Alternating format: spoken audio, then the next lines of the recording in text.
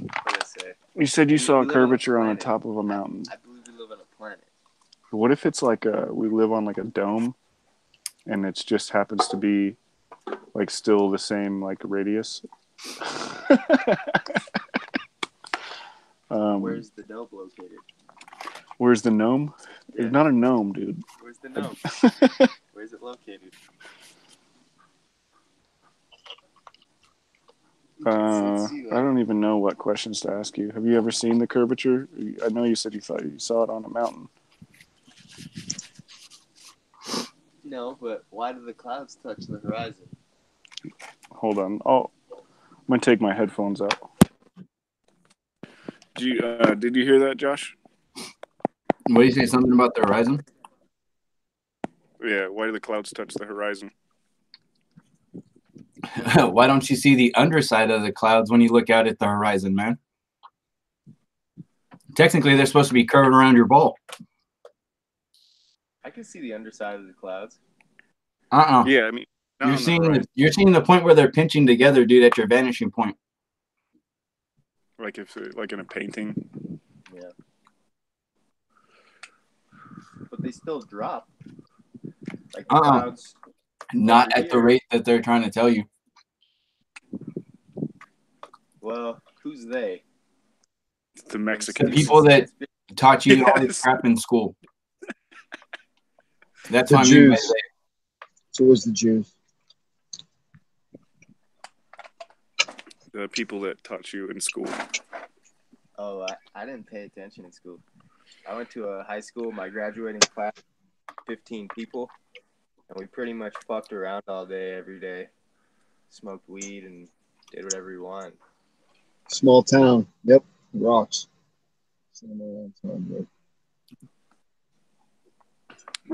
What else? I don't know. I think the only way that we can really prove this is buying a spaceship, like flying to the space. It's the only way to really prove if it's flat or a globe. Yeah, but why do you think that can even happen? Like, where did that idea even come from? Well, I think he's trying to say, like, if you just get really high. Hi, how can I help you? Oh, yeah, I'm making a deposit. Oh, sorry, guys. Yeah, shut the fuck up, Jared. Yeah, like, I think he just means, like, if you get up really high, not necessarily space. If there is space. If there is or if there isn't, I don't know.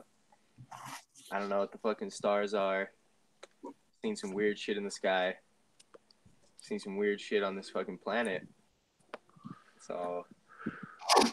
Well, with all the weird shit you've seen, have you ever been able to tell the mass of something just by looking at it? Weed. Yeah, you can tell if it's some really dense nugs, but no, he means like, do you think you can tell like what the mass of Jupiter is by fucking looking at it through a telescope? No. Fuck no. Not even Jupiter.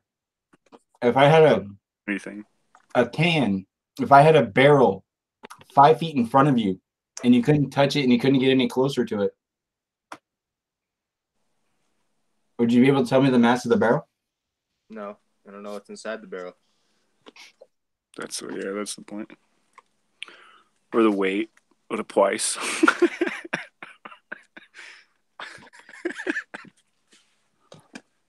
There's also no way for you to know how far away that barrel actually is from you. Well, without physically measuring it. Well, I mean, like, so you have like a 55-gallon drum, like there's like a standard measurement for that, you know? Yeah. Or like a shipping container or whatever. But if it wasn't something that you could get like a standard measurement for, then... Well, I know of guys. There's like laser rangefinders and shit, though. Those work pretty good. I know of guys who can judge the exact. Actually, in Japan, they really pride themselves on this, being able to judge the exact length of something and size of like boards when they're building by just looking at it and knowing the exact measurement by looking at it. And I don't know, it's like some kind of art form they fucking take pride in over there. You got my brain going Hitch yesterday when you started talking about surveying. Yeah. And that's really interesting. They got the plane, or the two ways of surveying the geo. What are the two ways? Planar surveyor and geodetic. Right, and they blatantly say it right there that the geodetic way of surveying is based on a how'd they word it? A reference ellipsoid. Supposed or the the exact wording they used, but basically just saying that the spherical shape of the Earth is it's not a true thing. It's theorized, right? It's not an actual deal. Allegedly Accepted model, yeah. Yeah. Another supposition, right? And I found that to be really, really interesting, because you go back and you look at this stuff, it's right there, it's in your face, and it's not, they're not hiding it. We all can put two and two together when you have surveying going on in Greece. Well, and that's what they say too, that it's been going on since like 1400 BC. Right around the same time they were trying to trick us all into think that we love a ball. Here it is, this surveying, which is basically using levels. They may have just thought they lived on a ball, though. I don't know. Like, I can't. Yeah, I can't just like assume they were trying to trick us. Well, you go way, way back to like fucking Seneca and like Socrates and all those guys. Fucking, they're just trying to figure out the same shit we're trying to figure out. You know, They could have just been wrong. Yeah. Or they could have been right. I don't fucking know. Well, surveying is, it does a pretty good job, whatever the reasoning behind it. Well, the whole reasoning behind it is so that they could tax people, so they could get boundaries correct. So they could start squaring this bitch out to people, and then they could put dollar signs next to plots of land. They could tax properly. That was the whole point of surveying. It's fucking crazy. Yeah, it's not that. It's not there to prove anything. It was there basically to just prove something. Like when you like buy a piece of land, you get it like surveyed and staked out to draw your property lines. Right, property lines. Yeah. Plain surveying for a different reason.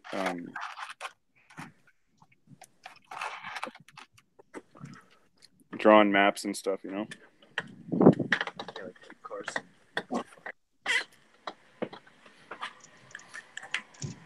Like those guys when they came out here, but they knew nothing of the country, so they had to go. Yeah. You know who else came out here was Morals and Dogma Albert Pike. He actually walked to Taos, New Mexico from fucking Kansas.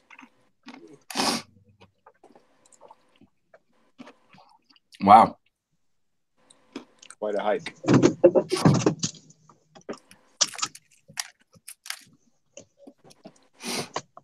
Never said the man was bright. What makes somebody just say, "Yeah, I'm gonna walk forever"? Did he hear like is there treasure or something he was looking at? No, I think his horse broke down. Really, I thought he was just pulling like a Forrest Gump. I just felt like walking.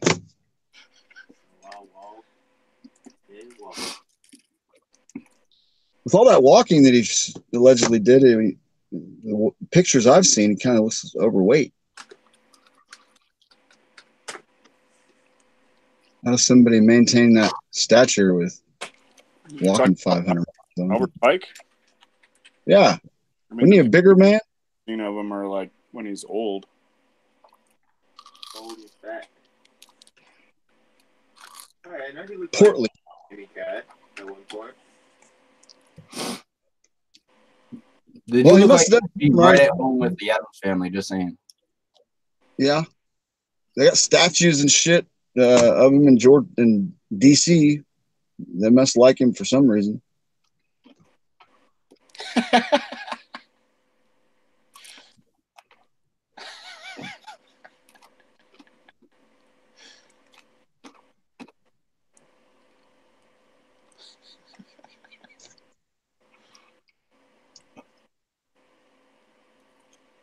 You ever seen that picture with him sitting on the table with his hands to the side of his face and the triangle hat on?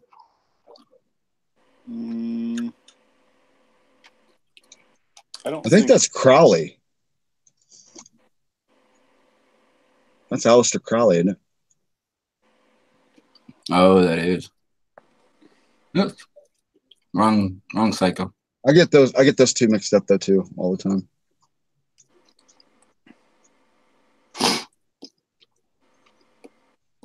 Yeah, Yep. this guy like a shit wizard. Now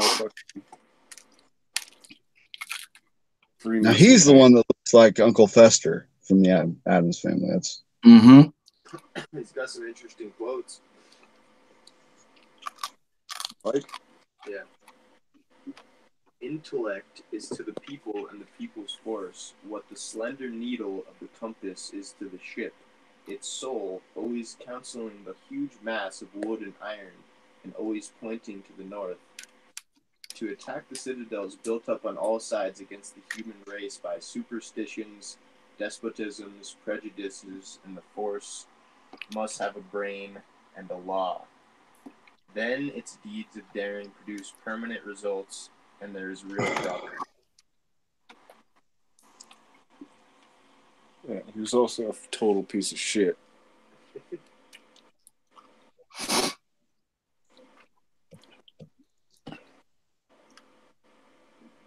He was a great general. He plundered and all that shit, right? He was a good plunderer. Not much of a pillager, though. I hear he needed to work on his pillaging, but plundering is good. He's like the only Confederate that's got like statues in DC. Yeah. I mean, I could be whether or wrong. not he was a piece of shit, he was smart. Oh yeah, definitely.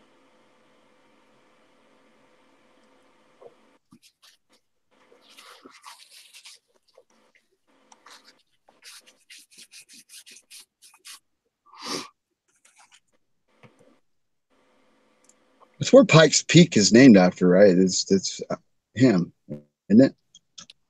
In Colorado? I don't know. Pretty sure it's named after him, but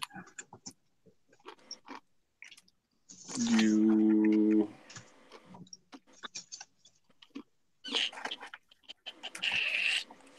Discovery. Nope, it was Zebulon Pike. oh, Zebulon. Here we go. How could I forget that? To Old order Zeb. The problem which the revolutionists had and will eternally have to resolve. I don't know why is this guy a piece of shit?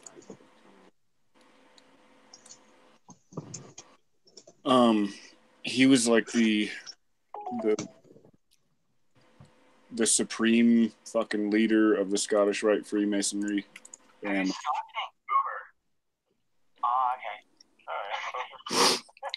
oh, is that background there, Uber? Yo, dude, you switch over to the other call, jackasses.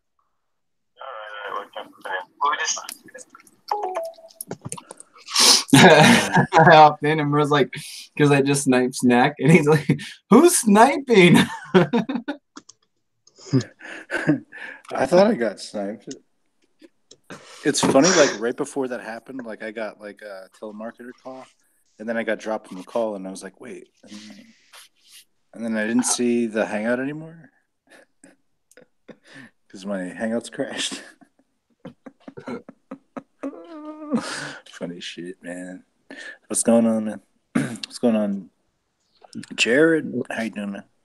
Good. Discussing Mr. Pike. The explorer or the Mason guy?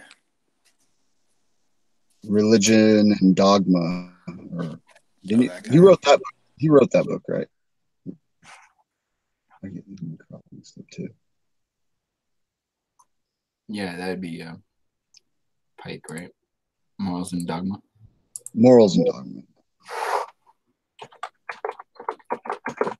Not to be confused with Squirrels and Dogs Mode. Did they live at the same time too, though? Him and Crowley? Allegedly. No, Pike was like 1870s.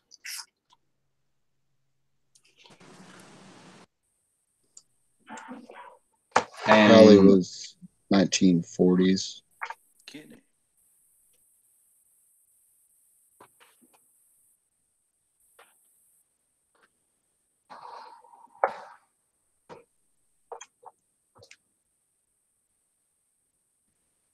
oh wait,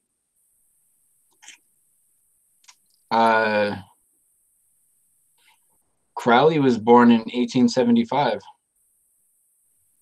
That's what I thought.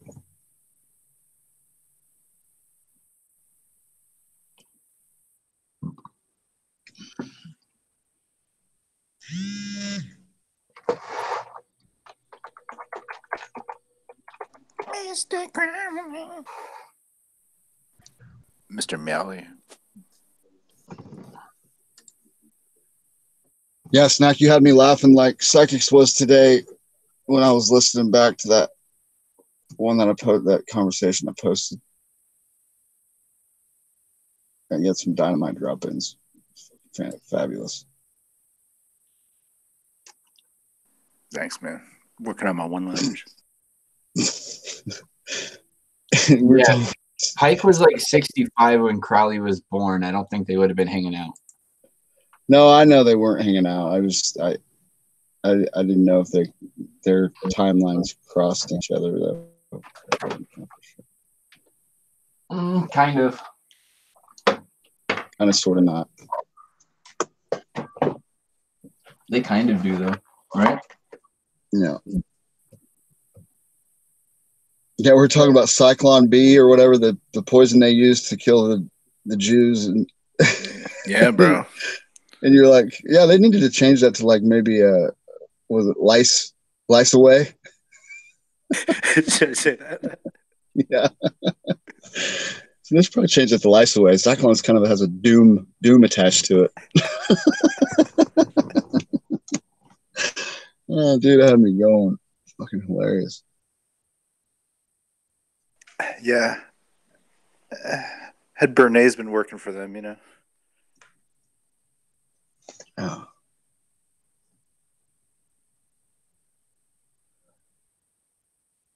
It was funny too because it was right when Caroline started to get on the chats and stuff, and she's like, or no, Uber mentioned like, this is why I like this channel, because we can have these types of conversations. And she goes, it is very interesting. You guys go through a lot of topics.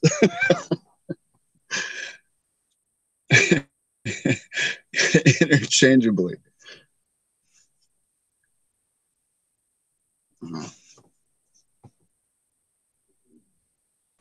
Yeah, we move around a bit. Yeah. Which is good though, right? That is good. It's more enjoyable to listen to than stagnant bullshit, that's for sure. Got to keep that ball rolling. Get it?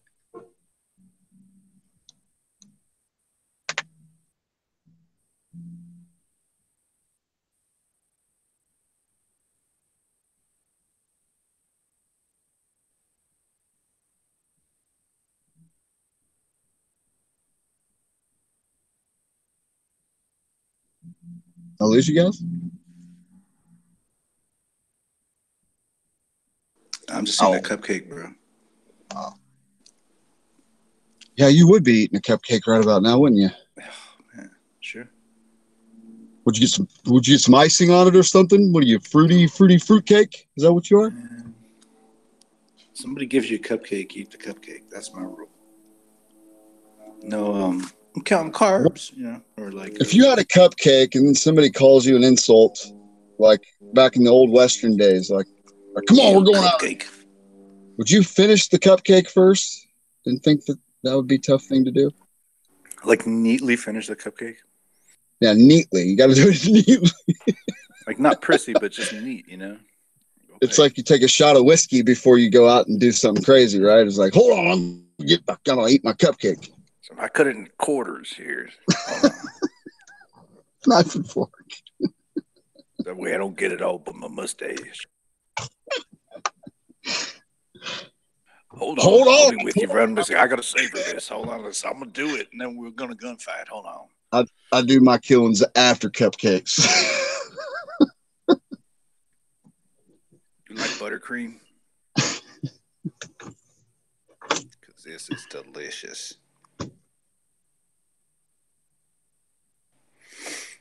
I just got some coffee peanut M&Ms. I don't know if you've seen these in the stores. They're probably filled with Zyklon B, but they are delish.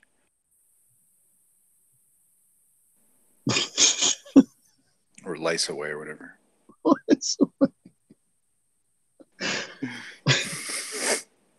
If you call the lice away, they'd be spraying themselves with it, man. Be like, yeah, shit, I don't need these lice anymore.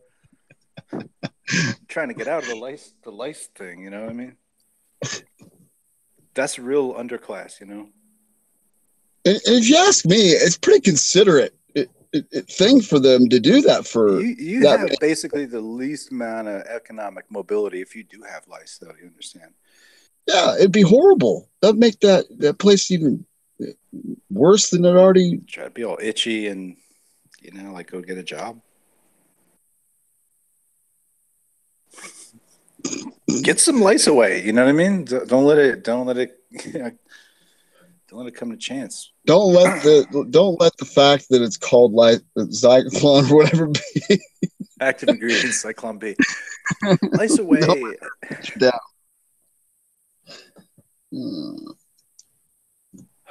It's kind of off colors conversation. Shouldn't be joking about this kind of thing. It's quite irreverent, our humor sometimes. But that's why I like this channel, because we can go back and I don't know. It's kind of making lemonade sometimes, you know. A lot of times I'm not comfortable with what people are saying, but but the jokes will still happen. Yeah. You can't help it. Sometimes you just gotta flow with it, man.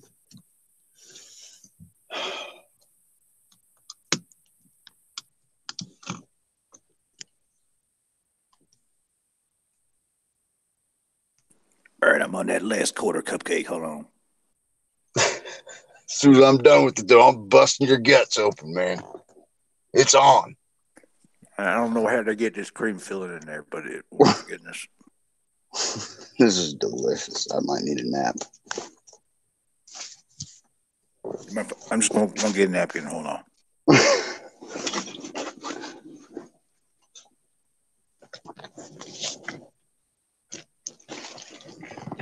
Hey, Jared. You ever heard somebody say, one more again? One more again? Say it another time. Once again, please. You know, they'll say one more again. One more again? Like not one more time, but one more again. I haven't heard that. Okay. I wasn't sure where that original fuck up came from. I thought maybe you'd heard it somewhere in your travels.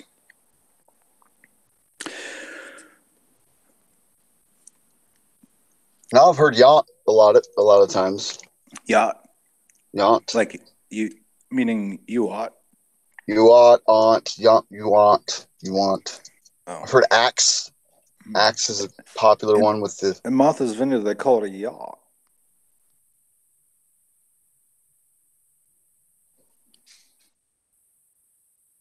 Worsh. Hear that a lot. Worsh? People say worsh out there? Worsh, yeah. I think my grandmother used to say that.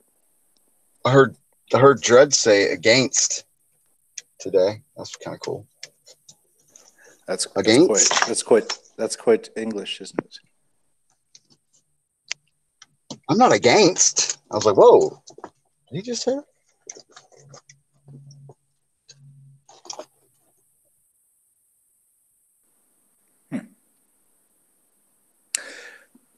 It's kind of different if you think about again and again, and just like I think of like again as in over and over, like repeating, not again, like one more gaining of that same thing, like again. Am I fucked up for thinking one or the other? I don't know. Hey, we're But just that's why like I've defended them in the past for his demologies, his demolition of the English language, because it's his language is personal construct, and he's on to a lot of stuff. There's no doubt about it. He just doesn't know when to stop. I think that's where he's. Well, I think the thing is like when you say that there's an absolutism as far as what language is supposed to signify, then you're kind of in trouble with me. But up till then, like everybody's experience and interpretation is as good as anybody else's. Right. I mean, he is alive and he is capable of thought. So sure. He has a brain in his damn head.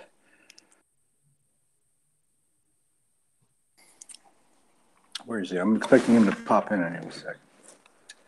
Any old second now. We need a demonology.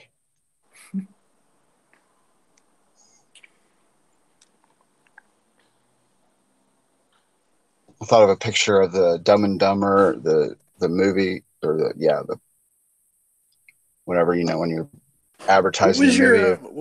What was your Mayan thing? Do you remember what your Mayan calendar sign was? My Mayan calendar sign? Did you ever check it out? Your Tzolk'in. My Tzolk'in? Your Tzolk'in calendar sign.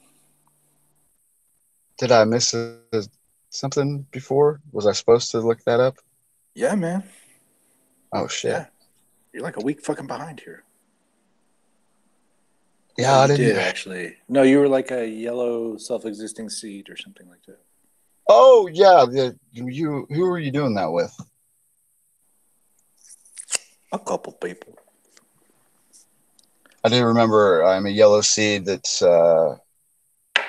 has something to do with water. Yellow, like you're a yellow self-extracting zip file or something. I forget where you were, but yeah, it's interesting. Very. But I didn't read it. I didn't like dial it up and read the thingy. But they're all interesting. And sometimes descriptive of the person. I think what we came away with for me was I was a what do you call it? I fit in with different types of people. What do they call it?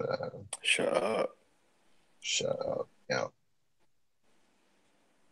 I'm a get along to or go along to get along type person. That's okay. Which can be a detriment and has been in the past for me, but I'm a work in progress. What can I say? I'm not perfect. Now, I'm not like 1,000,000,000% sure that this like Zodiac is like 100%, right. 100% is good enough. You don't need to be over 100. That's kind of getting. But it's the most interesting one of any like type of personal divination sort of system I've seen because it has a rotating sign per day. Whatever your birthday is, it matters to the year. And then that becomes like one of 260 different signs, each fitting within 13 different groups. Was that based on that 30,000 year cycle that you were looking at? It's a calendar. It's a calendar. I think it's an interesting thing to check out, man. But you have a different idea of like, what was it, a 32 year or 30? What was your cycle that you're? That's oppositions of Saturn. That's The 30 was how many years was it? 30 years cycle. It's 15 from each opposition, so I think that's how it goes. Or 20? I don't remember. So does that calendar kind of fit with what you were thinking about then? No, I'm not looking at it that way. It's just I'm not even sure why they just have 260 days in their thing. I mean, but it's I find it fascinating for like kind of exploring the idea of I guess what the shit. There's like basically different calendar counts in there. So they have like a long count, a short count, and a week count. You know, and I guess in a way it kind of like is a little bit like that brace yourselves Antikythera mechanism, because it's like a bunch of turning wheels, you know. So it's kind of like a gear ratio. There's like something that they're looking at, all these different. I haven't like looked that much into it. I think I'm starting to though now, and but I'm not 100%. I'm more interested in like the astrology part right now, the zodiac aspect of it, because it's just fun. But yeah, it's not like dependent to like a day in the Gregorian calendar. Basically, it keeps like oscillating around. So like somebody with your birthday could be a different sign. If they just have a different birth year, they'll be a different sign in a different week in a different part. But this is what probably is like related to the metonic cycle, which is has these kind of like what they call like intercalary months, which are just like sort of phantom months that like occur within the cycle. We don't really like sort of calculate them in exactly, but they are sort of, I don't know, fuck it, whatever. Word salad, word salad. And I don't even yeah, know but what that fucking means. What is word I find them salad? I don't get it. I'm not sure really either, but I know like once I start like using too many syllables in one word, and then like if each is like a syllable to word ratio, you know, and you got to be careful you don't exceed that because the pieces are not bite size any longer. I guess that's why it's like a salad. It's like kind of unwieldy a little bit. Oh, it's just a bunch of word salad. Well, I think what you just said when you said it's a bunch of word salad means that you're a fucking dumbass. How about that? Maybe my word salad definition needs to sound more like word salad. I don't know. I've heard that term thrown out there. I'm just like, somebody's saying something. I guess They're the saying definition words. of word salad should be something like, yeah. Everything would be. Everything that we say we're talking right now would be word salad. What do you mean? I guess it's like the lexical disintegration of two opposing parties about a given subject of expertise. That's my word salad definition of word salad. Thank you very much. That's a good one. It's a real good one. Hey.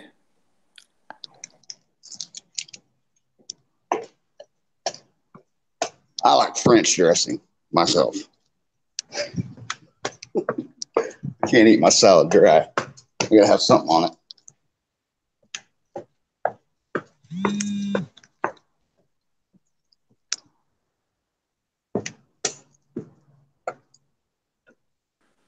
Or I guess a sub definition of word salad would be like, I guess there could be like a secondary one too. Obviously, you should probably have lots of them.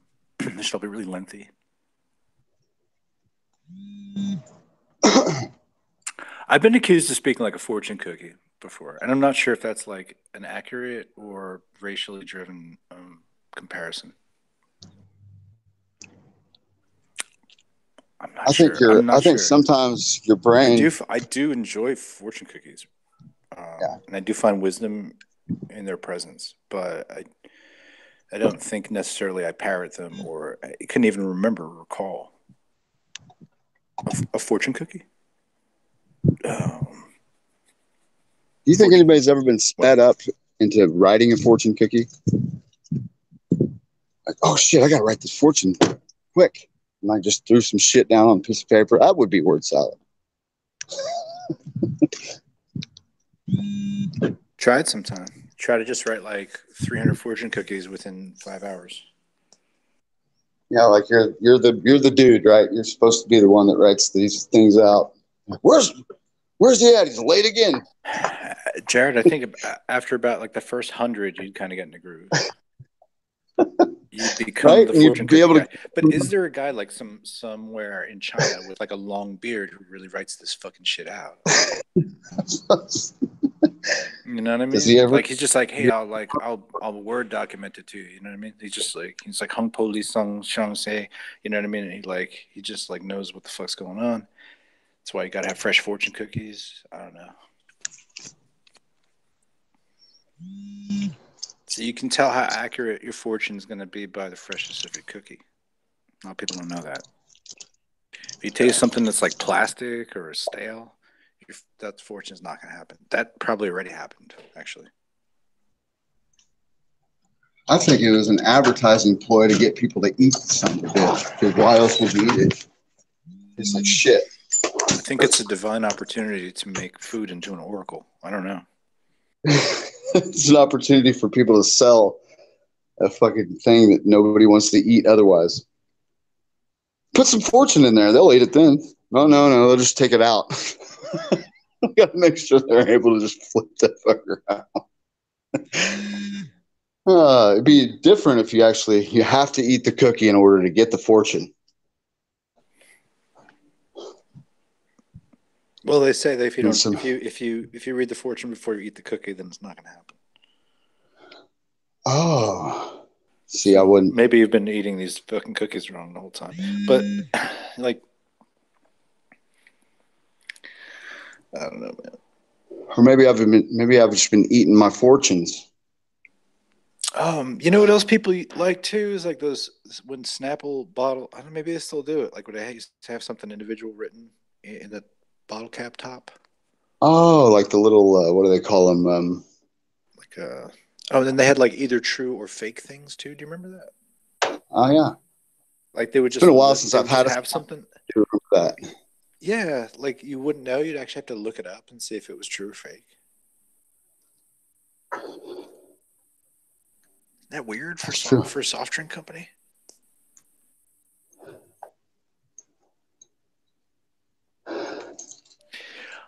All I'm saying is that if every McDonald's hamburger had a unique individual fortune to it, I mean, people would be buying this shit all day long.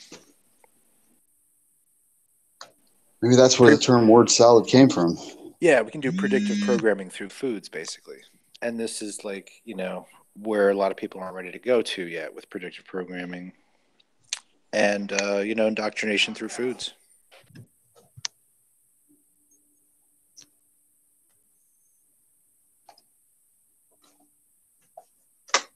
Oh, I know what I was going to ask you too about. You're talking about the seasons affecting your mood.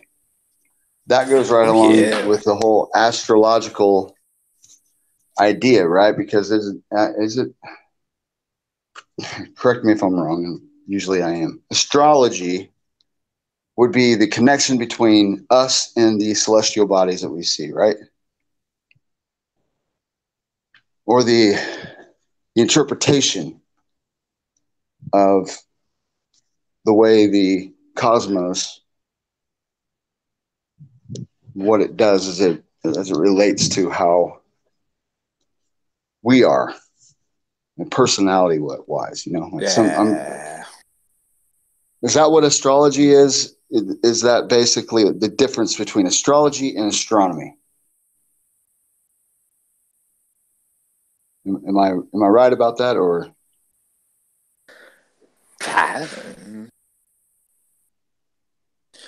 Astrology is looking at all kinds of stars, right? It's just looking at constellations and planets. It's where the signs come from, right? Pisces, Libra, all that shit. That's astrology. I'm talking like a dumbass right now about this. I'm a dumbass because I'm trying to speak your language, but I don't want to be too dumbass about it. Why are you so stupid? Why are you so stupid? Why are you so stupid? Why are you so stupid? I don't know. Like sometimes I'll say shit and I'll be like, why would I think that? And I'll mix it up. Like sometimes I mix up astrology with astronomy, and vice versa. It's the same thing with like all these Greeks that had names that started with A, Aristosthenes and Aristomenes or whatever. I don't know. It's all Aristarchus, bro. It's all about Aristarchus. Fuck that guy. It might not have been a person. Probably not a Greek guy. I don't know.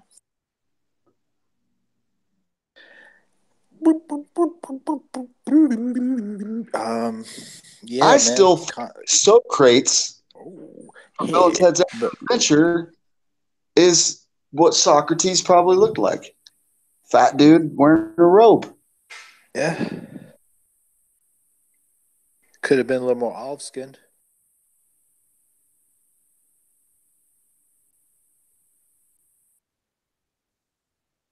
Just saying, man.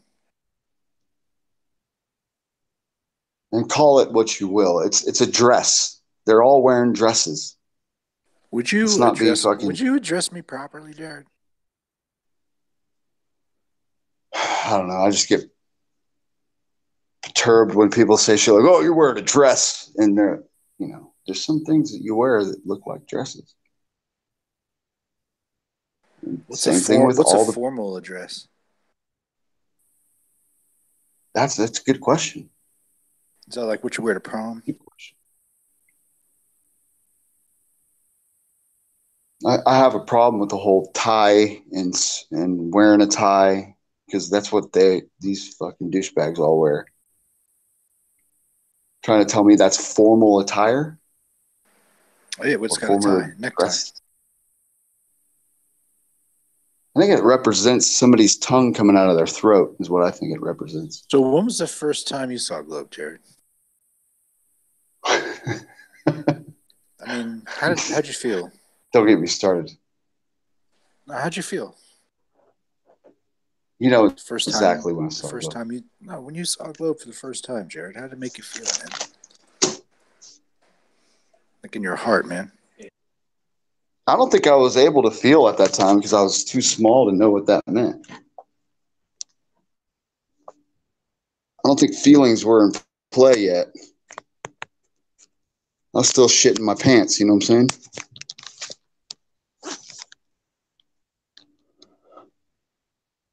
I mean, accidentally shitting my pants. Oh, shit. Yo, news update. Live from the Black Chat. Uber says that apparently reports are swelling now that Tim Osmond's channel has met with copyright and YouTube's, or I don't know, some kind of YouTube service violation and is down. Maybe removed, possibly. Back to you, Jared.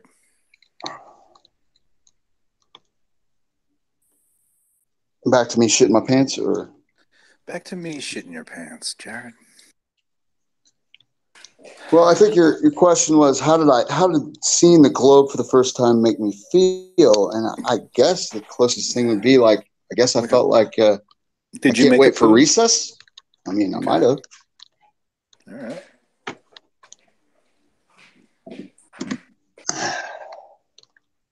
I mean, there's not a lot of times, like especially when my son was the age I was when I saw a globe, that I really stopped to ask him how things were making him feel.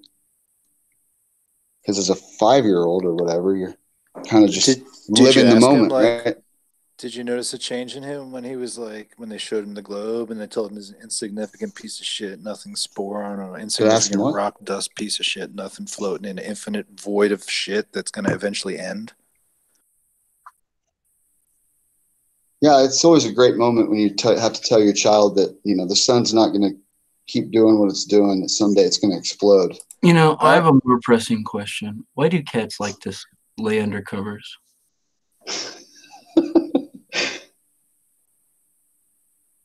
Like, I walked into my room right now and I was like, where'd my cat go? And I could just see her ears like sticking up out the end of my blanket. Like, well, we know it's not because they're cold, right? It can't be because they're cold. It can't be because they're cold. They walk around with a fucking fur coat on. No way that's possible. So that automatically attaches weirdness to it. Because practical, right? That's what blankets. There's gotta be a reason for it, right? Like, I mean, it's not good enough to be laying on top of the blanket. No. And your cat's not going to say, "Oh, by the way, can you leave the blanket out for me?" Yeah. Hot dogs. Come here.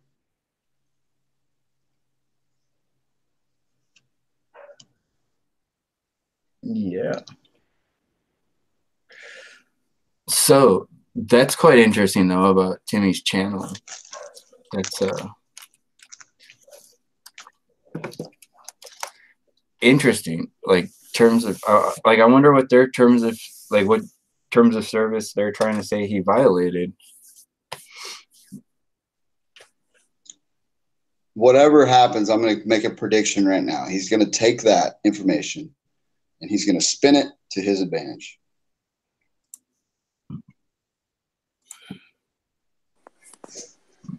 Well, that's a lot of work. I'm sure Timmy. Did I just blow your guys' mind? But maybe he didn't back up all of it. But it sucks to lose work, and for whatever just as YouTube fucking compatriotos, man. Sorry about that. Wow. I wonder what it's just terms of service violation. Yeah. I don't know. Sometimes, like, if somebody spams a channel, it can go down. So that could be back up tomorrow if it's like because certain things will like trigger the algorithm, right? So if let's say somebody reported a bunch of like fallacious allegations about his videos or something, YouTube automatically responds like a certain like kind of flood control, I guess, when it gets or if it's of a certain thing, like the ones like spread hate speech or something like that, or violent activities. Those are certainly ones that like red flag, and like if there's a certain amount of those from different ISPs or different devices and stuff like that, it's got a pretty low threshold for shutdown. So it's possible something like that happened, and maybe if those aren't real, trigger real things, that there'll be his channel get restored. So that could happen too. True. Dude, I can't believe how many people actually use that fucking symbol.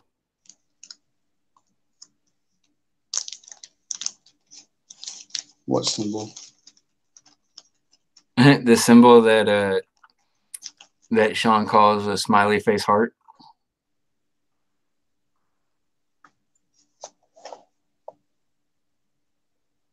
Because it does. It looks like a smirking smiley face over a heart.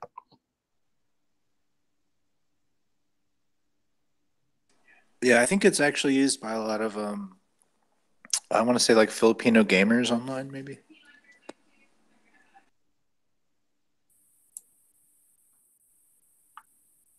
Mm-hmm. So Tim is racist against Filipinos? No, I think he's just trying to promote Flat Earth by contrast. Go ahead and infiltrate. This does have to do with more soft accounts, as well as creating duplicate soft accounts of theirs, since most people don't check. They just see, oh, this. Oh, wow, this guy's a moron.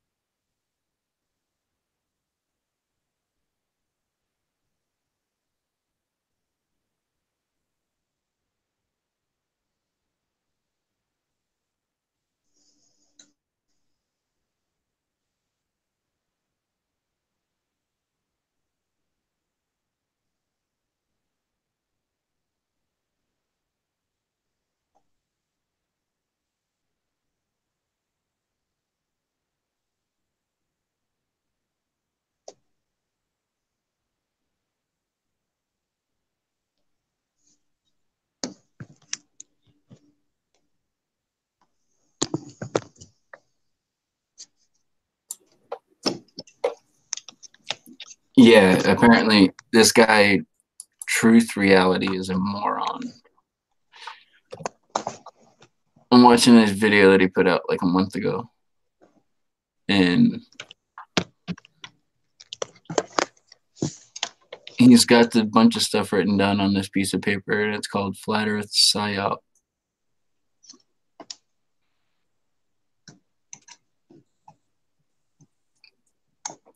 The top of the list, it says Tim Osmond success. Educate, infiltrate, obfuscate, depose, conflict, shame. DITRH in the Morgile, question mark. Flat Earth conspiracy. Globebusters. Jeff Stewart, Mark Sargent, Patricia Steer are all connected to Eric Dubé. Math Powerland is connected to the Morgile and DITRH. Nathan Oakley is connected to Eric Dubé.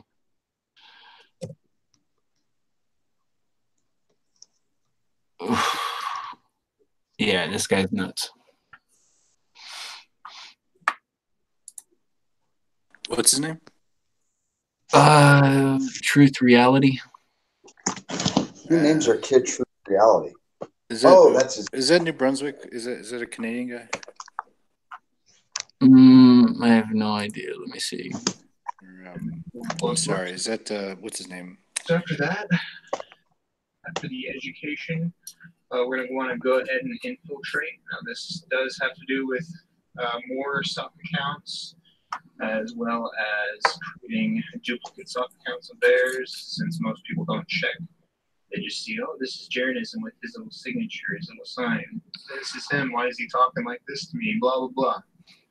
So you're going to want to do that. Obfuscate. You're going to want to confuse. That is part of infiltration. You're going to want to confuse everybody to no end. Basically, you start to create division this way. It's very important to create division between the... Who's talking? Some guy, I have no idea. I think that's the Truth Reality dude. I'm not sure. I don't know. Sounds like Tim. Kind of, right? That's I what thought it was Tim. I don't know. I'll be right back. I'm going to go with that was Tim. I'm too. That's what my reality says anyway. Let's spread that. Ready? Go. Hey, everybody. Hey, this is J-Rock. How is there no Flat Albert, dude? How is there no like, hey, everybody, it's Flat Albert? How is there not something like that? Well, there is now. Well, there is now. And you know what? The last time I said that was, how is there no Globebusters? You know what I mean? That's so good. It's a true story. You like the guy that you run into at a bar who just keeps missing out. I thought of WD-40. What? Yeah. I thought of 8-minute abs. That was me last year. You know how you ever seen the back of a car that has a windshield wiper on it? That was me. See, the dog knows. You tell him. It's all right, dog speaking truth.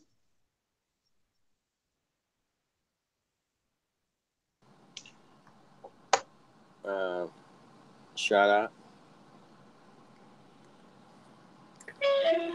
Shout out to dude. Keeping it real. Shout out to Johnny Cash. Fuck it. May he rest in peace. All right.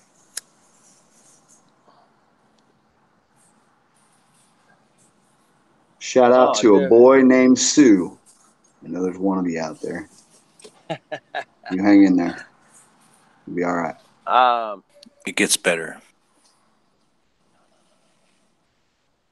No, you got a race car. Go ahead. It does get better, yeah.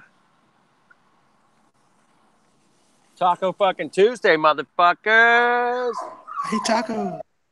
Taco Tuesday. Fucking tacos and cerveza, man. Check it out. Where's Artez? Fucking the spring breaks, and he's like, fuck it, I'm out of here. Fuck. He's like, He made it's a springtime. I comment. think it's beautiful. I think, hello, everybody. And he's been volunteering with old people, I think, actually. He's the only one that has left me a comment. All of my shit that I post, you fuckers don't even give a shit. On the songs and shit? On those videos? He's the only one that cares. Yeah, did you see the ones? Did you see the ones I? Did you see the one I posted? That has okay, it was my first attempt on like breaking one of our conversations down. Oh yeah. I tried to do it in 10-minute intervals, but I kind of lost it. And the last one I did 25 minutes. But what are you gonna do? You know, when you got Snack come busting in with these freaking drop-ins. Yeah. Can't leave that shit out. But yeah, dude, last year when Uber got out of the hospital, and yeah, he'd been up for like 4 days, and he had Caroline, who was just starting to get onto the chats, coming in and talking to us all, and me and Uber, Snack, and Jibby, and Agabe was on there. So yeah, I've got that down to that one hangout down to 3 episodes on my channel. Damn. That's pretty good. Just clipping the good shit. Right? Yeah. And it's really cool though too, because you know, you kind of see somebody like Caroline who has grown up, all she has known is people in the military or served in the military. Her dad, for Christ's sakes, flew in a plane with Buzz Aldrin, you know? Right. And here she is in the middle of that family dealing with what she's having to deal with, you know? So she's on the air trying to figure this shit out. And you can kind of see it, you can hear it in her voice. And here we are, you know, we're the ones that were kind of guiding her through I don't know exactly. I think I was the one that brought it up. I don't know why, but I had mentioned to her, I was like, well, you know whose fault it is, don't you? And she's like, who? And I said, the Jews. She goes, yeah, I don't know if I'm ready for this conversation. And then Josh was like, well, let's figure out why. You know? And just kind of started going through it methodically. Okay, and we just kind of broke it down. So who owns the media? I mean, that's not conspiracy, is it? You know. And you know, when you start breaking shit down in that fashion, you start to see the fuckery going on, right? You start to see a pattern. That's all. We're looking for patterns. Well, and then we keep running into just this overwhelming evidence, you know, that it makes you go, Well, it's evidence that you definitely you can't ignore it. No, like ignoring it would be. Yeah, if you ignore it, then you are choosing to be ignorant. That's what ignoring means. Ignoring means ignorance. Right. Or, you know, like most people do, and I flat smack, oh, that's ridiculous. So you would be right in calling somebody ignorant if they're refusing to see clear evidence. Yep. You would not be wrong in making that statement then. What do they call it? Ignorant. Yeah. You start doing shit like that, then you get into ignorant. Some problems, namely with people that have access to grind. Here we are. You're back.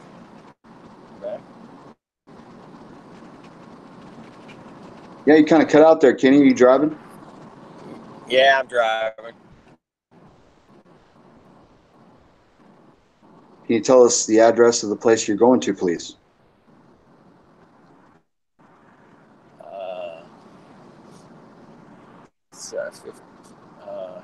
include the zip code if you would.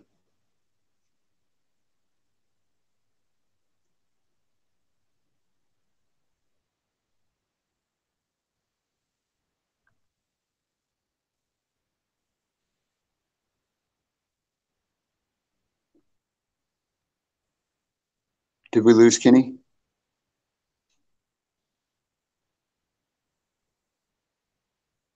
Did we lose me?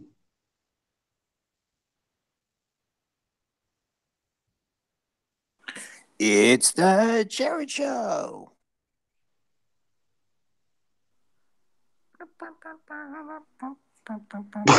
What kind of music would be at the Jared Show? This is Jared Show. This is Jared.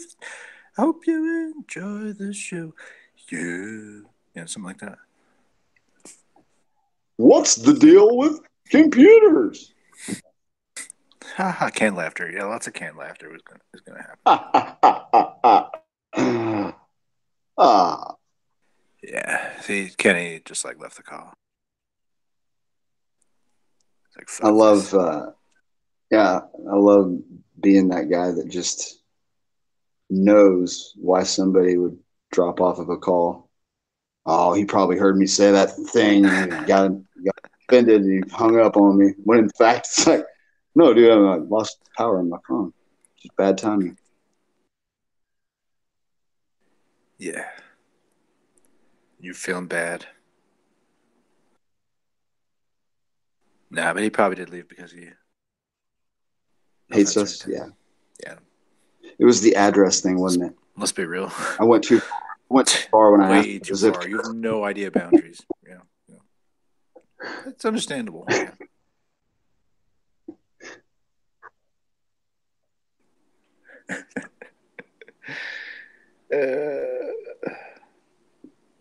That's how shit gets started, though. You know that. What? Somebody will be on a hangout with another person. They'll say something that another person interprets as being bad. That person will come on and be like, "Yeah, I want to address what you said earlier," and then that guy drops off the call right on accident. And that's like to the other guy, it's like, "Oh, that motherfucker just fucking turned his back on me. Well, that son of a bitch," and starts writing or saying all this bad stuff about that person.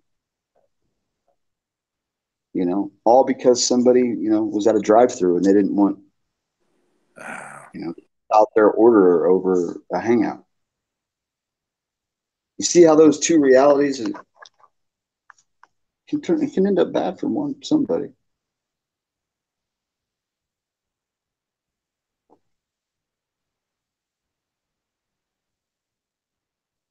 I know that a lot of people who have for others on the internet, it's because of miscommunication some way. Yeah, Kenny's so nice. He's trying to make you feel like he didn't drop off because of you.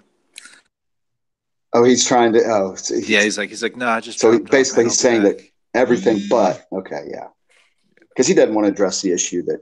I'm sorry, Kenny. I know I asked too much when I said the zip code. Okay, I apologize. No, he's trying to say it's not about that. Like, he's listening now, but I mean, he's just not on the call. He just can't be on the call, and so he's just saying he'll be back later. It's not because of you. It's not because of the. It's not because of you, Jared. It's definitely not your fault. If it's anybody's fault, it's mine. Definitely not. It's not you, man. It's the sparrows, dude. They're all over the place. They're telling me what to do. I don't know what to say anymore. Are you a Game of Thrones watcher, or are you just making a Sparrow comment? I made the Sparrow comment because of a Stephen King book that I read when I was in jail. Oh, wow. That's a cool story. Tell me another time. Hey, yeah. Do you watch Game of Thrones or no?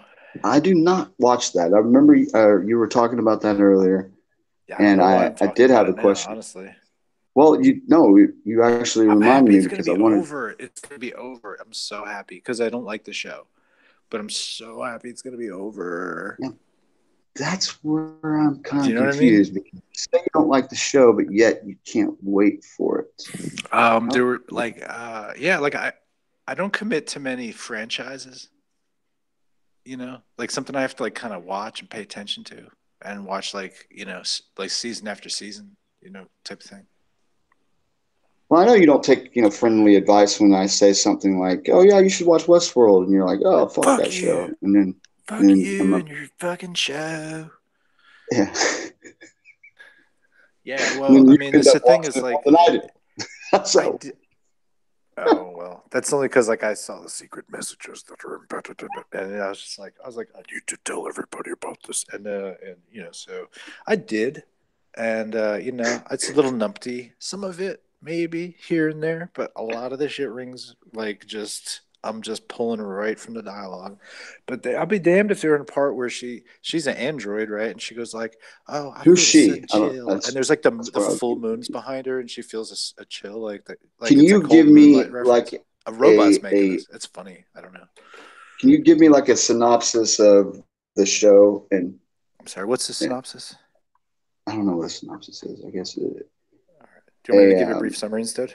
brief summary. That's yeah. There you go. Thank you. Yeah, I'll do that. Of Game of Thrones because I do not know. I know there's an ice wall, and Yeah. apparently there's kingdoms, and so there must be Oh, there royalty. are. Yeah. I'd imagine Yeah. there's some type of axe swinging going on of some kind. Maybe a No, game. very few axes, I think. Maybe hatchets, but like Any not so stone much in throwing. the stone throwing. Yeah, or there is like when they get together for their. There's a giant that might throw stones. I'm not sure. Well, surely they have parties in this show, right? They get together and they have to talk about who they're going to fuck over. So they're drinking like goblets of wine. It's a festival, Yeah. sure. Yeah, it's goblet time, it's mead, dragons, A lot swords. of Renaissance people like throwing balls at stuff to try to dunk somebody in a water tank. Trying to get 'Cause that's somewhere, you're going to use like a horse or a boat. well, if you are on a horse, it's got to be wearing drapes of some kind over its body, right? Yeah, maybe. So is that kind of Game of Thrones we're talking about? Is it based off of a real place? Like, is it planet Earth, or is this like another universe? It's the realm, dude. Okay. I don't know Yeah, where the I've fuck just they are. I have not watched one single minute of that show. People talk about it all the fucking time. I have an idea. Like I said, those are the ones that I have in my head, but I don't know if I'm correct or not. So, Also, I've spoken to you about this. It's not as if you've watched it. I've watched all of Westworld. oh, I know. I No, I became a was master just, of Westworld. But I know. Westworld's something that's worth watching, and I didn't know that in the beginning. Yeah. So But it's worth watching because it's a general show that's going to like reach a lot of people, and it's like got a lot of crazy ass ideas in it. Game of Thrones does too. So what about Game of Thrones then? What is the mystique about this show that everybody has? Oh, I hate tells it. me. I hate it. I first started watching it because I liked Lord of the Rings. I liked that shit. I thought that's what this was going to be, and I didn't know the book or anything, but it comes from books. And Never then seen Lord of the Rings. they changed the books, changed the stories around, to make it more fitting for the format. So there's like some leeway here where it can get kind of interesting in this final season. That's all I'm saying. Okay, so the interesting part of it would be what? The stories embedded, like between royalty, whoever's going to fuck somebody over. Oh, from like actual just pure entertainment. I don't know what the fuck. It's just everybody gonna die. Basically, it's gonna be how they die. Maybe somebody will win, but it might not be really that big of a deal. Now, is this the show that has the dwarf playing a pivotal part? Yeah. Or is that Lord? Mm-hmm. Okay. Peter Dinklage. Is his name Willow? His name is not Willow. Be cool if it was. His name is Peter Dinklage. And he's not a dwarf. He's a little person. I think that is interchangeably true. We know he's not a midget because that's not a word anybody uses anymore to define a person. Okay.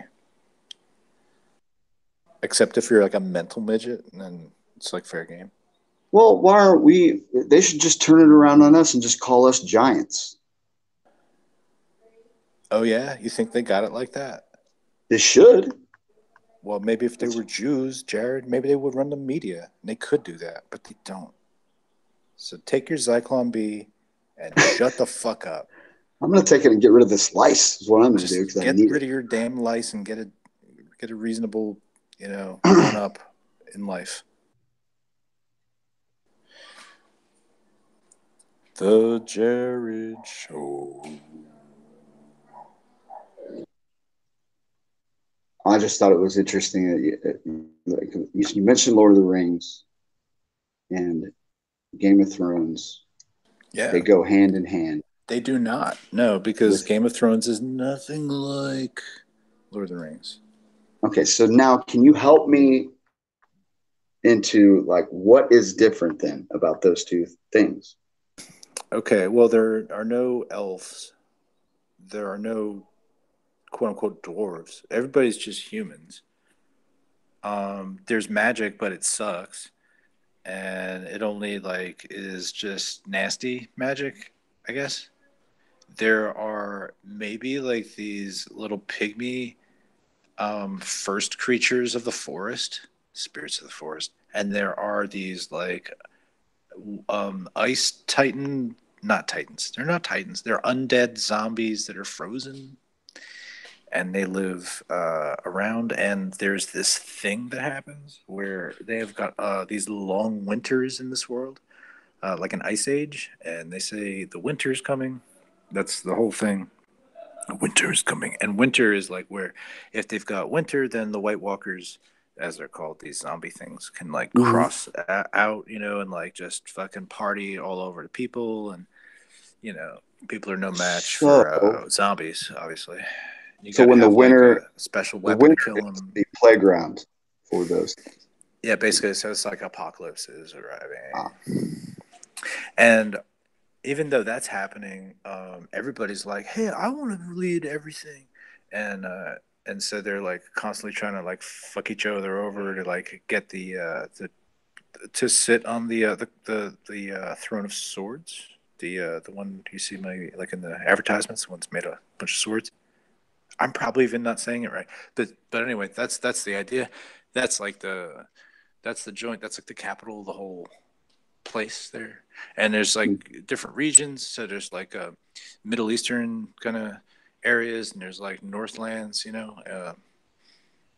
I don't think there's any Asians because they don't really exist. But there are others. Yeah, I don't. Are there? Yeah. Okay. I'm thinking if you're Game of Thrones, if it's a place like the Earth, if they're going to represent, they should represent culturally a wide spectrum of different types. Would you say? Well, they do, but they don't matter here because that's not what we're. I don't know. Is it like most things where black people don't exist? I think black people do exist. Yeah. Okay. There's all these other there's these just a zillion different factions and things like that. Major powers and little agency powers, and there's this guy who's kind of like the Pope or whatever, but played by it's Malcolm. Is it Malcolm something? I don't know what his fucking name is, or Sir Ian. I don't know. Some guy is he's really pretty big British lead, and he plays this guy called the Sparrow, who's this kind of weird psycho mafia pope mafia guy, and so religion to his benefit. So there's a way in which the church acts with the state, and there's that kind of thing, and the throne really has to be inherited. So you have to come from a line of royalty, and there's this there are all these bastards in there. They're not purely in line for it. So there's a lot about heredity and kind of it drives a lot of the characters, the life that they're set in is because of who they are, what they're born into, whether they're a piece of shit, it's because they their father's a piece of shit, it's because their house is a piece of shit or whatever, and they're overly ambitious because they're trying to I don't know, whatever, man. Everybody's got their own methodologies and motivations to power in the show, and that's kind of interesting. But when you watch the beginning of this, you're going to notice that there's kind of a cosmological bent to the imagery in the intro, right? There's a sort of a sky view kind of going around and in this sort of concavity sort of warp distortion, and you see these like little mechanical cities like rising up with this like fantastic musical score, and that's basically what I'm saying. Later on, though, they're talking about there's also reptilians, I think, in there too. There's like half dragon people that it's like this disease. It's like some kind of dragon AIDS you can get or some shit, and turns you into stone creature, and then you're all fucking bad off. Is it a quantum reality? No, it's just like this medieval sort of world. You know what I mean? That's like real brutal, and See, those are the type of shows that you can get crazy. And it's a terrible show. It's an awful show. Don't anybody watch it. I'm just saying like that. This is what's going on in it, and this is the last season. It's the last season, and this got a lot of people's attention. So things often that are predictive programming follow this trend where they like build up, and then drop the ball. Are you ever really like that? So I'm looking for hammers to be dropped this season. But no axes? What? No axes? Nobody has an axe? I mean, there are axes, but I mean, come on. This is more of a sword show, to be honest with you. Flame sword, all that shit, dude. I'm kind of disappointed in my like a fire mage and shit, dude. You don't want. Is there anybody in the show that puts on a helmet that has horns on it? No. Okay. I mean, maybe like the barbarian horde guys have like some axes here and there, but they're mostly like thrown axes or bow and arrow. I mean, I don't know, dude. Full on battle axe? That's so dwarven. Totally. Very Viking. Totally not.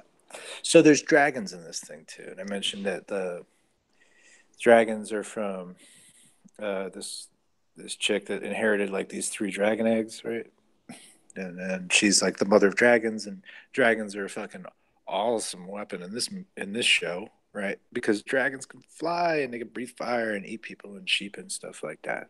Do they come from the center of the earth? It's like air support. I don't know where the fuck they came from, man.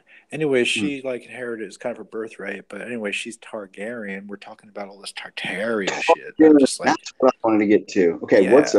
What's this chick all about? Yeah, her name is her last name is Targaryen, which sounds to me a lot like Tartarian. But sure. I'm retarded, so anyway. But she's the mother of dragons, right? And it's interesting corollary because Tartaria is like symbolized by the dragon as well. So what's the deal with that? Right? Tells me that they knew how to fly back in the day. Oh, fuck. Fuck, Jared. Oh, why? You need a what? Yeah. Yeah, yikes, dude. How do you like them apples? I don't. I reject these apples. I reject them outright. This is from concentrate. You need to concentrate. Anyway, this show is it's just years in the making for this climax. It's like 6-7 years or something like that. It's crazy.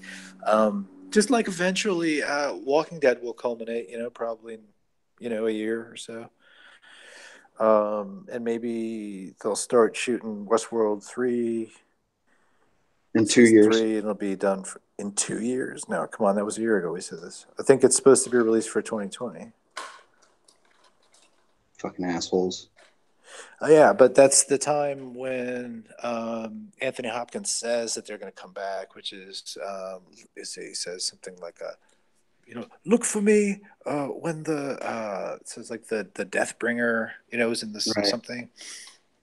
It sounds like he's making a reference to Saturn. He's talking to that Indian. The Indian guy. He comes up on.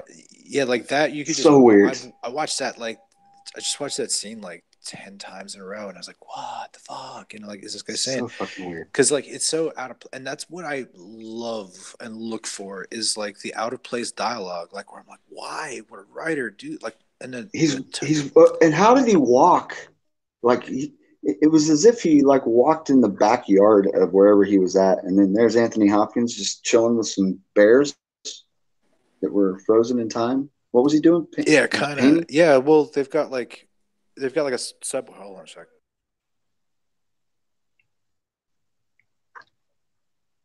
I'm trying to remember that exact scene. He There's like a subway system. And he's like the only one questioning shit because he's starting to put two and two together. He hasn't reset, so to speak, as the others have. And Anthony Hopkins knew that. And it was as if, okay, I'm going to send this guy a message. Well, he kind of made him that way because he programmed him to start with. Yeah, that was kind of the. And when they picked him up and they put him into the observation chair and they're all looking over him, but he's still awake, right? Because he can hear what they're saying, and they make the that's where I got a little confused because they were trying to get him to reset, but he fakes him out by acting like he's asleep. And then he just has free reign to roam in that whole area after that. I don't know, man. That was confusing. Well, I don't know. He's like the alpha prototype set or whatever, so he doesn't follow some of the same kind of programming as the other versions do. So it's like he's truly like an Indian, like primitive, I guess, like that, even on the programming level. So that's just the idea. I don't know. Some of their sci-fi jargons are dumb, or just like overly, like they're forced, and that to me just feels like bad writing, right? Okay, Mm-hmm. like when I hear that stuff, it peeks up to me. I'm like, that's bad writing. There's other stuff. I'm like, that's like encoded information, and why would you put that in there? Yes. Okay, totally. so I know the difference between like the two, right? I'm still struggling with some of the differences because surely I'm making it way more complicated than it probably is. Like I should probably just go with the first instinct and be like, yeah, I'll be good with that. But I think I'm overthinking a lot of the bad writing. So the idea basically being in Westworld that like, I mean, that's why I think it's a much better show, I guess. And it is a much better show, even if it's confusing. Even if you have to like rewatch a whole fucking season because you're like, what the? I don't even know what happened. I just kind of fell asleep here. I think it's a pretty rewarding watch. Probably more so than Game of Thrones. Really, that's just like fantasy wish fulfillment of some weird variety.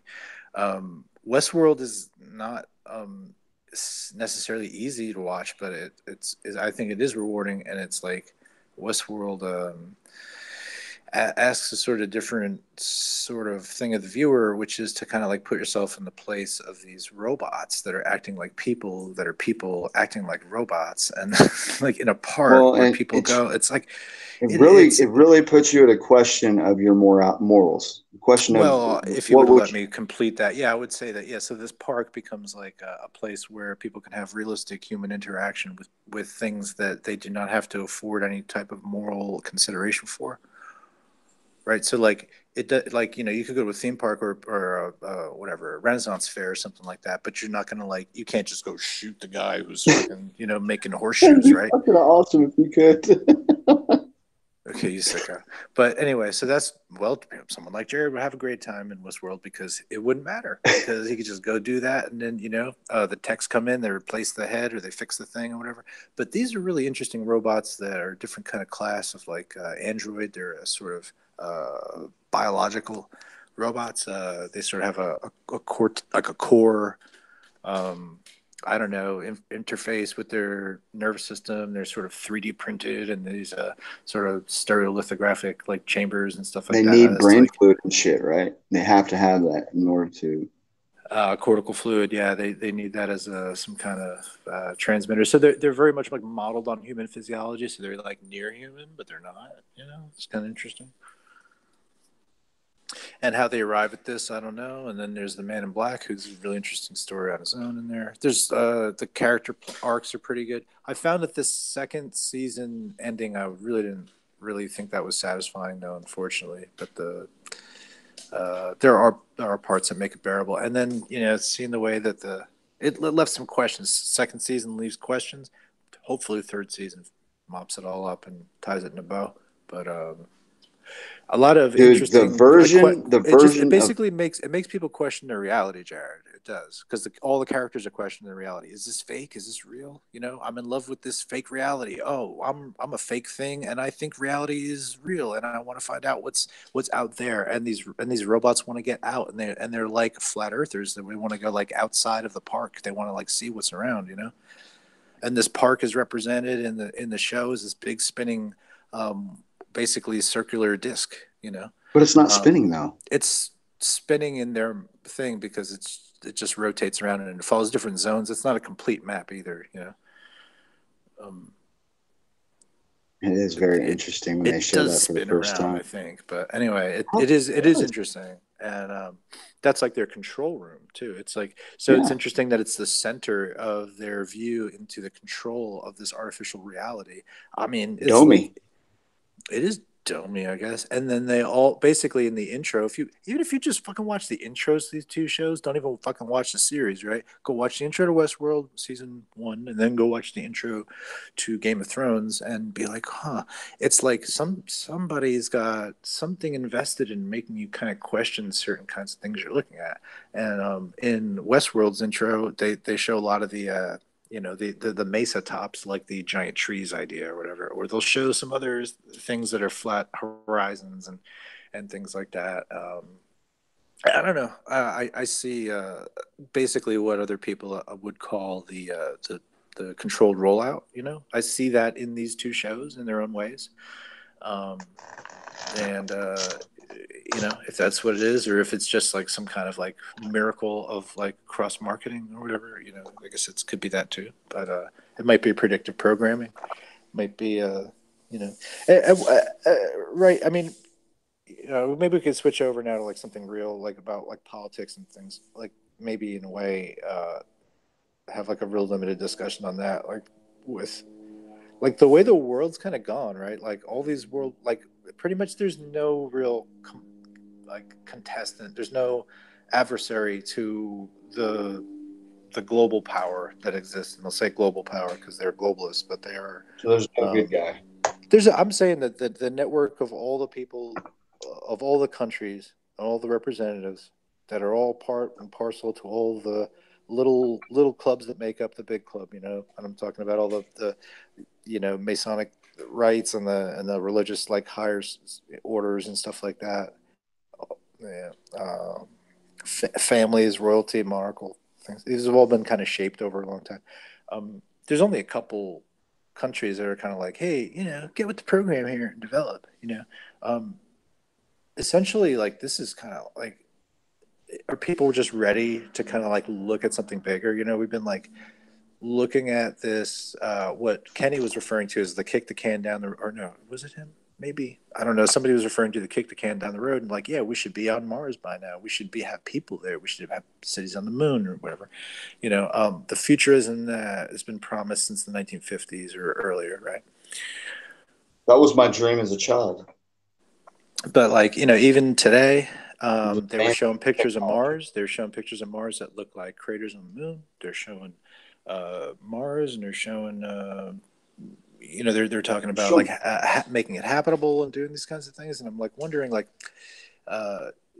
you know, in parallel ways, right? I mean, it's like the idea of going to another world is just very much akin to what a flat earther might think about, like journeying outside of, if they believe in a more infinite plane than just here in this world or this realm or whatever, bumping into another one of these things, possibly.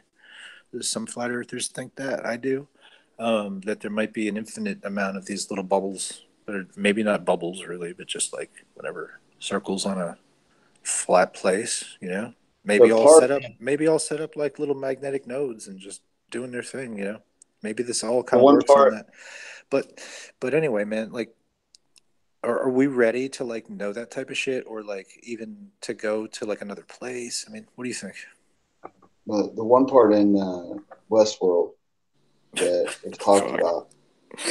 Thanks, Jared. And what?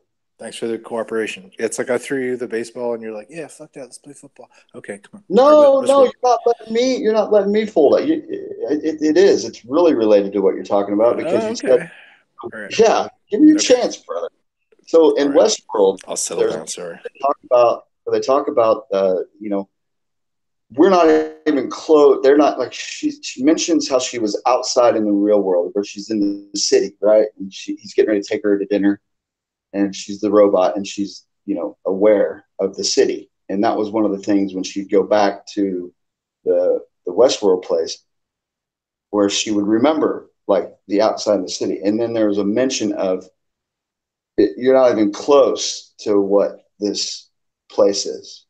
And it made me question, like, that's a pretty interesting thing there, because if you think that you know what's going on and then you've come to realize that you really had no idea, that's a huge mind fuck. And it makes me wonder about those planet, you know, like the Mars thing. They're changing Mars so much that I remember seeing Mars not having the ice caps. And then all of a sudden they throw these ice caps at you. And I said, oh, yeah, but Mars always had ice caps. It's like, when did they do that? They just kind of did that. And sometime as a child. And they're kind of doing that now with Mars, with introducing this blue desert that they take a picture of for some reason. Like all of a sudden they're finding blue spots on Mars. Like, is that like them shaping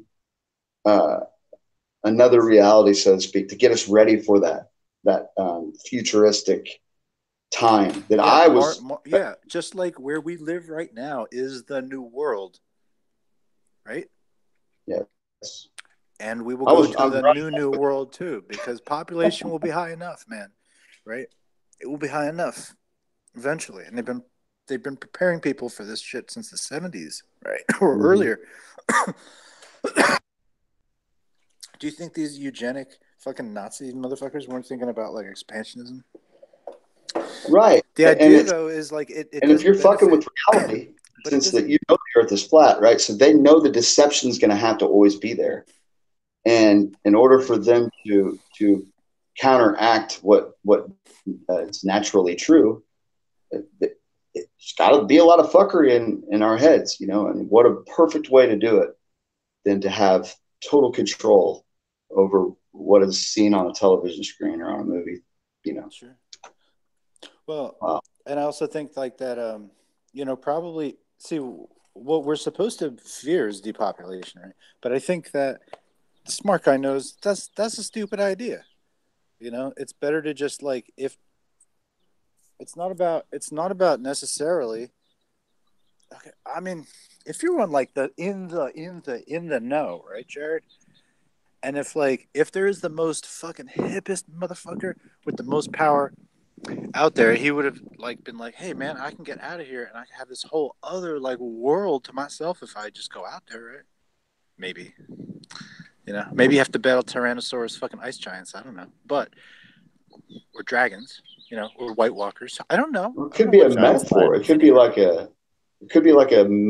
mental thing, like an analogy for. No, I'm saying, man, like it's possible that a group of people like have already fucking gotten the fuck out of here, and like they still have like they have real like they're still renting in another neighborhood, right?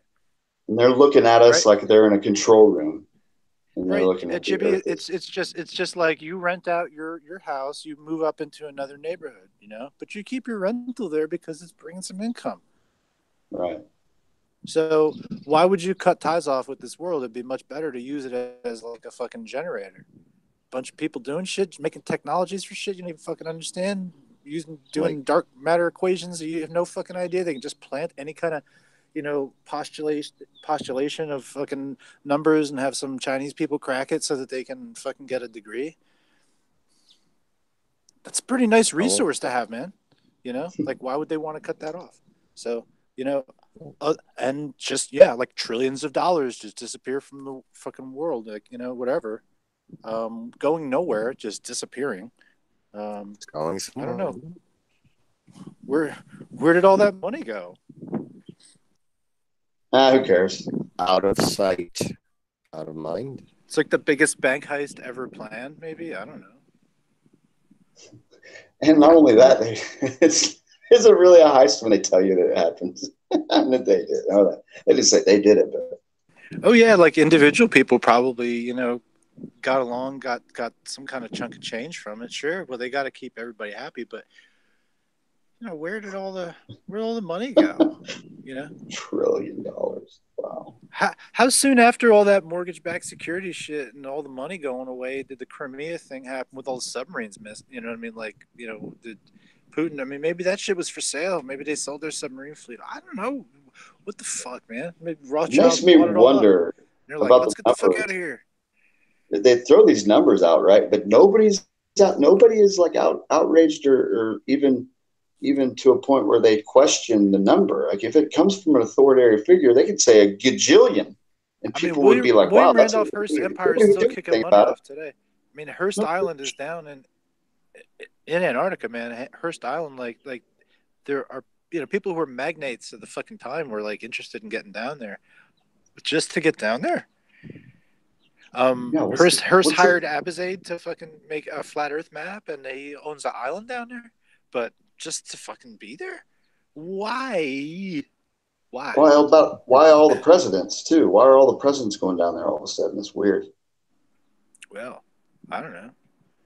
Presidents. I don't know about all that. But... Or Al Gore, I guess, went down there. No, it was John Kerry, the last one. John Kerry. Yeah, same thing. Yeah, same thing. Presidents, whatever. Right, he was never president. I think he was Speaker of the House. There's no, but everybody talked about same thing. Yeah. Everybody talked about Hitler going down there too. Yeah, right. Let's move to that. All right, so there's people that say that, and there's like apparently some kind of story about him like disappearing, and like some Nazi on a sub sent a letter and got all the way back. It says like, yeah, we made it to the inside of the Earth and all this stuff like that. I don't, there's a lot of hearsay, man. Talk about UFOs in the center of the Earth and the fucking Nazi UFOs or whatever. It gets so crazy, bro. Like I can't go all the way there. Well, there's definitely UFOs. I don't know who they are, what they are, but that's 100%, 1000% sure that it's Steven Spielberg fluorescent orbs. I don't know what the hell's going on. That's the best I know. There's no information out there. I don't think anybody's had a one-on-one interview with a Dorito UFO. I don't think that exists. I think the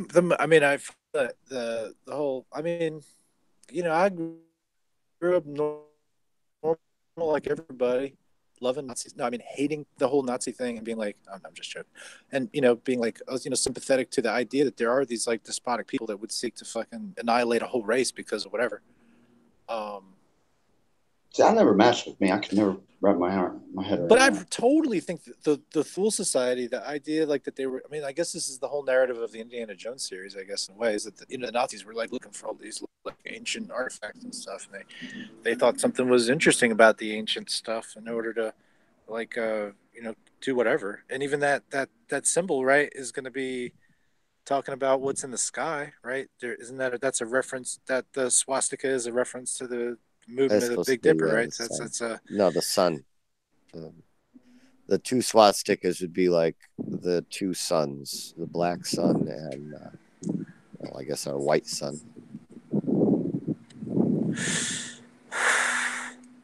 Well, I don't know what that's even a reference to.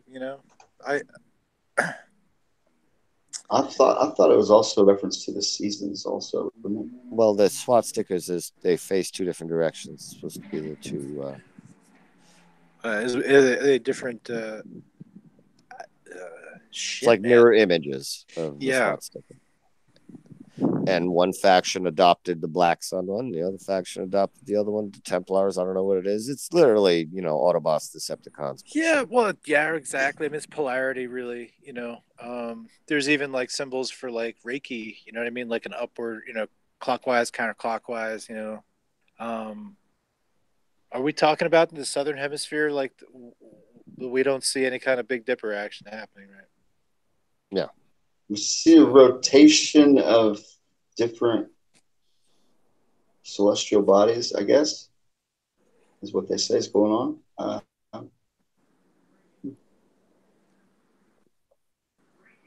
Is that right? So Southern Star rotation is the opposite direction of Northern Star rotation, Jimmy? I mean, everything still moves in the same direction. Like their sun doesn't rise in the west. You know, like it's. So it's I gotta get there same- to experience it myself to know what the hell's going on because they're supposedly facing the middle of the dish to determine that's the north. Wouldn't that then be like, oh, the stars are coming in on the right? The stars are coming. So yeah, there's something going on with we may have two magnetic poles, and there's a switch over when you cross a certain meridian line or whatever, and you start pointing at the other one. That's much weaker. I mean, the poles could be. I mean, as far as like I've made the argument that we could just be following like lines of force with the compass. It doesn't have to necessarily point to a dead center. That's Yeah, kind of that's crazy. a good point. Actually, that's a very good point that nobody really even considers. Because it's a field. It's like a complete thing. Like the whole magnetic field. It's pointing at a field. Yeah. So, And when you get to a certain point at the North Pole, the compass just doesn't work right anymore. It can start pointing at nails in a boat. It dramatically It's weakens. like the Bermuda. It's like the Bermuda Triangle. Yeah. well, what is the Bermuda Triangle, right? Exactly. I don't know. I was thinking about that the other day. Let's piss all over each other in the dark. That's what we're doing. And we're going by like ancient aliens and whatever TV shows that have told us whatever bullshit about it. And then we're building off bad information. I don't even like the foundation of anything that we can discuss unless it's personal firsthand experience. Otherwise, Right. it's second to 100th hand information. In the world where it's 98% lies and scam, I'm going to be very careful. Right. So basically, when you hear shit about Bermuda Triangle or the Dragon's Triangle, whatever they say, there's that spot in Japan. Yeah, it's public information. Yeah. Yeah, they explained it as if they're on both sides, like opposite ends of the ball Earth. And that made sense to me. Oh, well, sure, yeah, of course. If it's going to happen on this side of the Earth, it's going to happen on that side. That they made it to be that. But the whole idea of the compasses spinning and, not knowing where your direction is and everything else, that seems to me like a lot more of what's going on in the North Pole, maybe. And maybe it's just a Twilight Zone area where time doesn't might be. We're stuck because we're missing so much information. Yeah, I mean, even the stuff with Tim's observations, as much as I would give him credit for his initiative to go do those things, there is the issue that we're dealing with, like these geodetic markers, datum points, right? So like this is conforming to what's already been established, and we don't really have another way to establish it for our own criteria. That is to say, like, if these points like are inclusive to, like, I don't know, like electromagnetic distortion or magnetic whatever declination, and we don't know how it wrinkles, and we don't have a good. We need a magnetic map, is what we really could help be. That would be very helpful, I think. Like at least being able to see what the field is like. Imagine being able to do something like that. The only way we can kind of like even peek into that is looking at like I don't know, the aurora, maybe seeing how that kind of works, and then maybe doing like what Ken Wheeler can kind of like see with his sort of 3D viewer, magnetic viewer. He's still alive, right? Yeah. Oh, good. But yeah, man. There's got to be some way to view it. I actually think that it's possible that either that kid from Japan, the one that talks like most ninja-like, is I forget his name. I'm sorry. I think it starts with an S.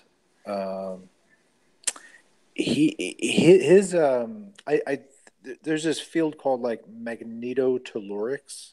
Okay, that's not word salad. It's a field, and it's mainly I think attributed to like development in Japan. It's used by some university, some kind of like field science that they can use to like do analysis using electromagnetic devices, sort of like a giant metal detector system for large area prospecting. And assay or whatever. Survey. That's hot. Yeah, something like that would be good. I mean, because they probably have just the data like assembled, you know, and if we can just get, you know, like a hand on some kind of independent data like that, it'd be nice to build off of. Let's see. We are going to be crushed. That's pretty much every timeline going forward leads to a big tree trunk of we're going to be crushed, like crushed emotional. Like this is nothing. This is a bottom spanking. You know, these lie revelations of 9/11 and flat Earth and all of this shit. This is a light bottom spanking. We're going to be so devastated. It'll be like trauma that carries forward for generations. What are you talking about? From what? What is? He's hopeful. No, I mean, it sounds like he's saying that there's another thing yet that is going to affect everybody. Oh, yeah. What are you referencing to? Well, all right. Let's say, like, Referencing. you know, the time comes where we, you know, kick down the barricades of the vaults of the information, and now it starts getting released of what they were doing, what they've done, what happened. You know, basically the answers. Yeah, it's gonna kill. It's gonna just people. You'll just walk past a stranger and hug them, crying. It'll bring humanity together, kind of like Watchmen style. It's like the loss of billions has created unity, kind of. Just such a morose, just. Yeah, well, I it's would not going to be think... Jin's. It's not going to be Jin's. Hip hop hooray! We beat the Empire. X-wings and fireworks. It's not going to. It's not going to. No, like Ewoks singing. Yeah, no Ewok. You know. No, that already happened. That already happened. They regrouped and then they quit. No, it's not like that. Yeah, if you haven't noticed, we're on top of ruins. We're on top of ruins, and this is we were shipped in to fill and, you know, get the place going again. Basically, we were specifically assigned. We were assigned to these countries. So it's basically like we're ruins. I don't know for what purpose. I don't know if we were just supposed to increase our numbers so then we're a buffet later. I don't know. That's worst case scenario.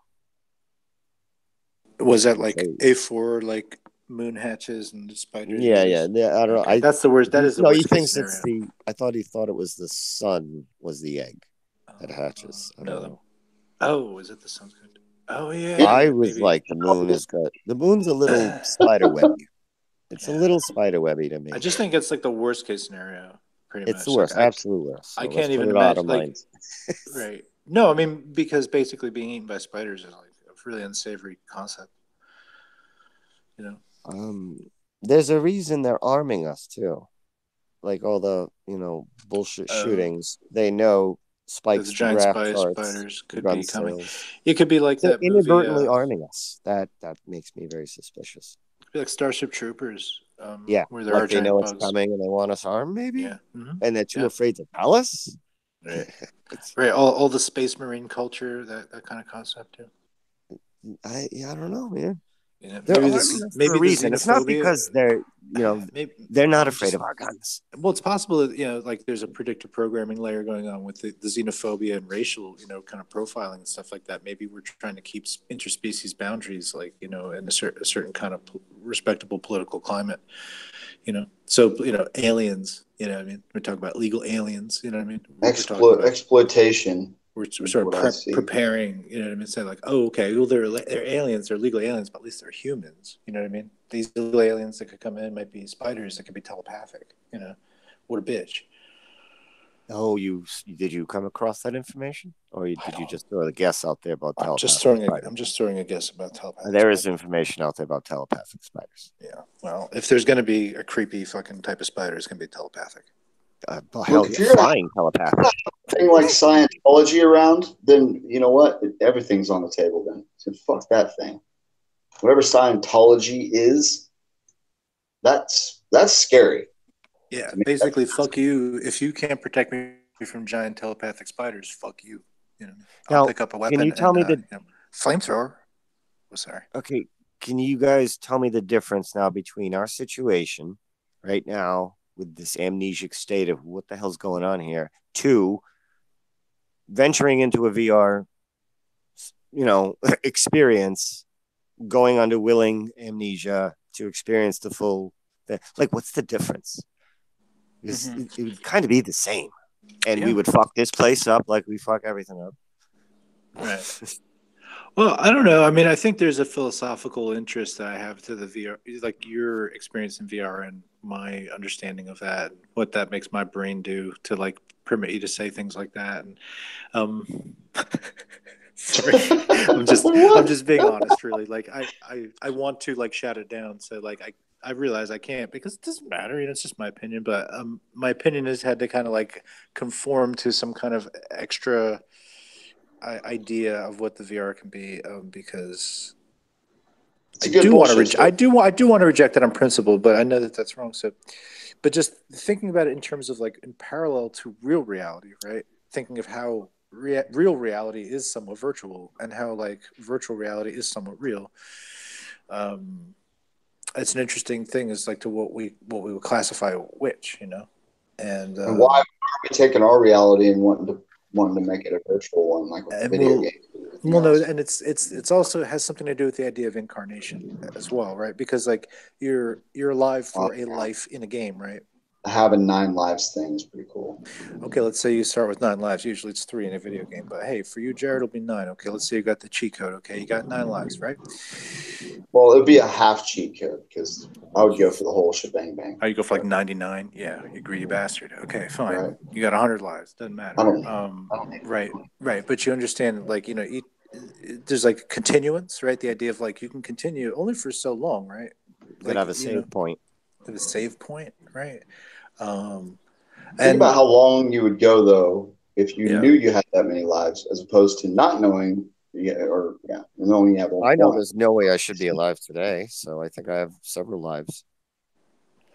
Well, using 99 lives isn't that good. You want to just use like a couple, right? Yeah, you're not you got a real difficult game. It would change the way you live dramatically. You save your guys for the big boss at the end, because that's what you're going to need. Guys for the big boss at the end. Because there always is. And we're heading for a big boss scenario at the end of this. I mean, right, like Tartaria's Bowser basically controlling us, like the USSR. We got the friggin' Super Mario castles everywhere. Right. Is he holding a princess hostage though? I mean, you would figure that. I would guess that Putin's got to be about 120 years old, right? Yeah, probably got the access to all the Tartarian technology. Yeah, right? Go down the green tube and you're on a complete underground oceans, the whole thing. Super Mario Brothers is telling you. Because those castles in Super Mario Brothers, Mario's almost as big as the castle. Because the castle is buried. On the big map. Also, you're fighting Bowser. Psychic spiders fit into all this? Well, Bowser's That's what I want to know. That's why I came in. Bowser the dragon represents Tartaria. Super Mario represents the Eurasian nations that separated from the Tartarian Empire. Eat a mushroom, mind control spiders. I mean, arachnophobia. I mean, I've heard the cockroaches are psychic. Okay, here's in the wreckage back in the late 19th century, early 20th century. The photos and such, they show a lot of wreckage and a lot of damage, but what you don't see are burn marks, scorch marks, things like that. It's almost like giant punch holes. Like it's more like a fight between giants than it was like bombs and gunpowder and things like that. It's not really evidence of like fires for one. How does stone burn? How does a city of stone burn? It doesn't. This shit could have popped in from another dimension, It doesn't have to be from this. Or just another, territory. There's like a Stephen King movie where that happened. One or the other. The mist or whatever?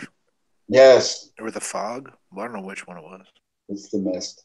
The mist with the giant creatures and the Yeah, big bugs and we shit. have mud flood evidence, but we also have like building damage evidence that's not akin to weaponry of known origin. Maybe electric weapons. Martin touches upon the Antiquitech weaponry. It looks like they're shooting lightning bolts out of these different conchs and things like that, these staffs. So he thinks that there was that kind of weaponry back then. I think that might leave scorch marks, though. Like when, it's possible. And then they patch. We're living in some kind of like Dune-like reality now with like. You see the sticks they had in the one that the Egypt guy comes in. The original movie. It had a movie and a series about the pyramid. The guy that ran the pyramid, and they had. I can't remember. They had famous actors in there. Full movie. Shit, it's all about. It has Egypt in Stargate. Stargate. It is Stargate, the original Stargate. No, yeah, the original Stargate movie with Michael. Yeah, they were supposed to be talking about Kirk Douglas. Yeah, Kirk Douglas. And it was about Anu. And those guys were coming from somewhere and running that shit. Yeah, they had those sticks. That's what made me think of it. You were talking about those sticks that shoot out their weapons. Yeah, that's what I was similar. talking about. Good point. That is similar. Yep. So I don't know. We don't know what happened, but there was definitely a battle, and there was definitely some kind of a flood that occurred. But this building damage, just not quite like the buildings are standing. Some of them had roofs and just missing a wall, or like a punch hole in a wall. Just wreckage like it was a stampede of dinosaurs, giant spiders. I don't know, but it's like these places were stampeding. It wasn't so bad that they couldn't be rebuilt, though. And this is like the third or fourth go around because the red brick crew came in to repair the original stone. So all the holes in the original stone, they red bricked. And then that got attacked. And now we're coming in after the red brickers. We started to try to copy the red brickers, and then we went to, backwards, Three Little Pigs, and let's go with wood instead. Yeah, that doesn't last as long. Let's do that. Well, they were good at making places out of caves, getting into the caves. That was the Anunnaki, right? That they had all the cave dwellings. That seemed to be like a frequency to soften up the stone, and then it cuts like butter. Possibly. Too big for our britches. We wrecked the place, or this place was just conquered. They moved on to conquer other places, and then now they leave the garrison here to generate whatever kind of resources that they need for their conquest elsewhere. I don't know. Whoever kicked this place's ass isn't here anymore. If they are, they're sleeping. What about the big head people? The big head people for me are like the royal, like the queens of the species or something like that. Or I don't know what. Yeah, something like that. Yeah, bigger brain capacity, like ability to maybe like, I don't know, have different sense of time or vision or who knows what. Maybe different physiologies in other ways. We can't touch a more primitive model of us. Every time we get whacked and we rebuild, we never seem to get back to where we were. We get knocked down again and knocked down again and dumbed down again and traumatized again and damaged DNA again until we're de-evolving. With the next hit, we're going to be and just going to monkeys. It's straight up monkeys. Easy to manage. Let them shit and piss everywhere. We're already almost there with that. You see some of these people's apartments. God, animals are cleaner. Yeah, but that's the low end. What about like the indigo children and stuff? There's something to that. Indigo. It's not that fairy, hairy, love and light bullshit, but there is something to it. There's a science. What's the indigo children? It's their aura color. There are these children that get born with all these like psychic powers and shit. A little upgraded. And really smart. Does that go along with the black-eyed children? I've heard about the black-eyed children too. Yeah, that's a different one. Oh, it's different. Did you say black guy children? I mean, are they guys or guys? Black eyes. They got black eyes. hypnotic black eyes. They act like robots or something. Or they dance or something? Now, they come to your house and they knock on the door. You have to invite them in or something weird like that. I hear a lot of stories about the men in black loss of time, memory loss shit.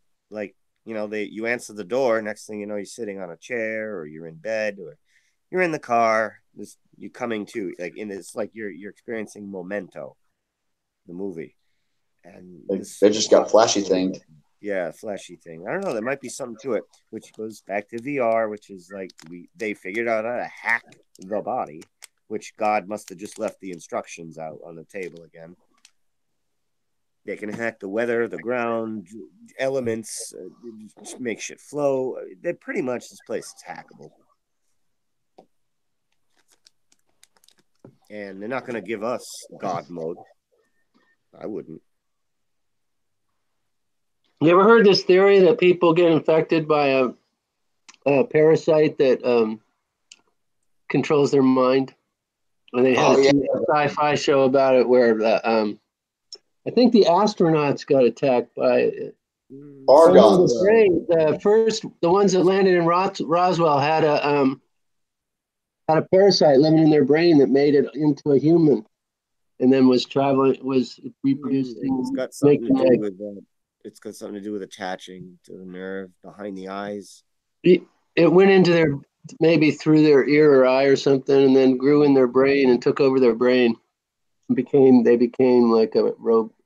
Part of a cult. They had like a hive mind after that. They had a leader in their mind. Right. Now, I think there's a synthetic attempt at this going on by certain factions. With like RFID kind of transmitter receiver implants in people.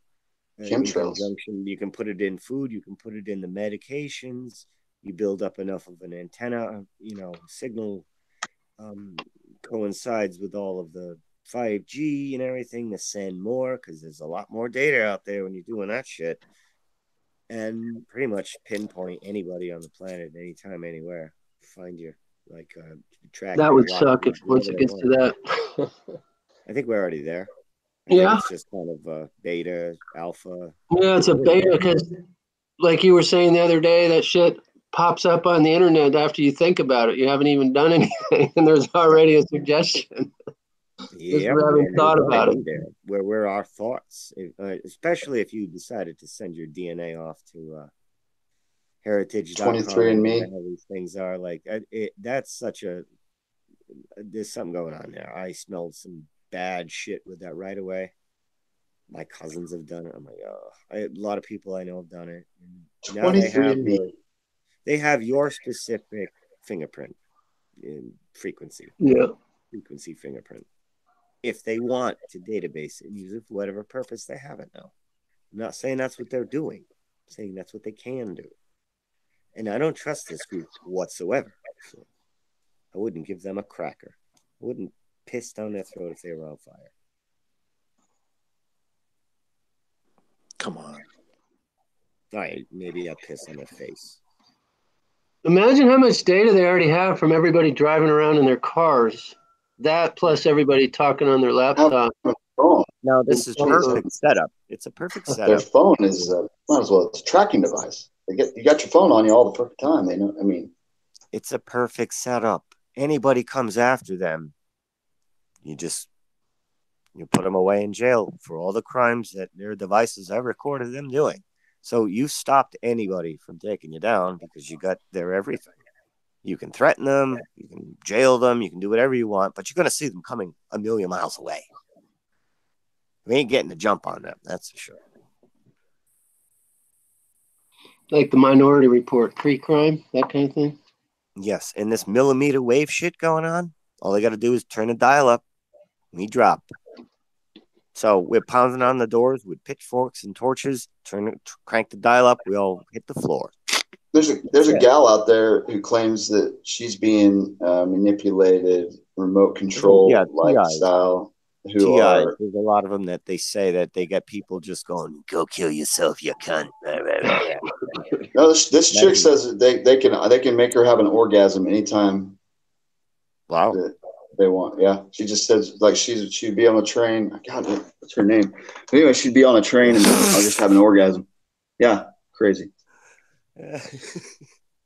We're very strange. Have you looked her up, Jared? I have looked her up. I've listened.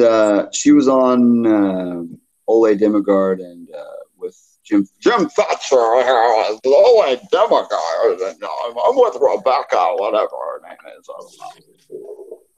One of those. You lost me on that one. Jim Fetzer. Oh, Jim Fetzer, the guy that does logic. He teaches logic, and he goes and he tried to debate the flat Earth once.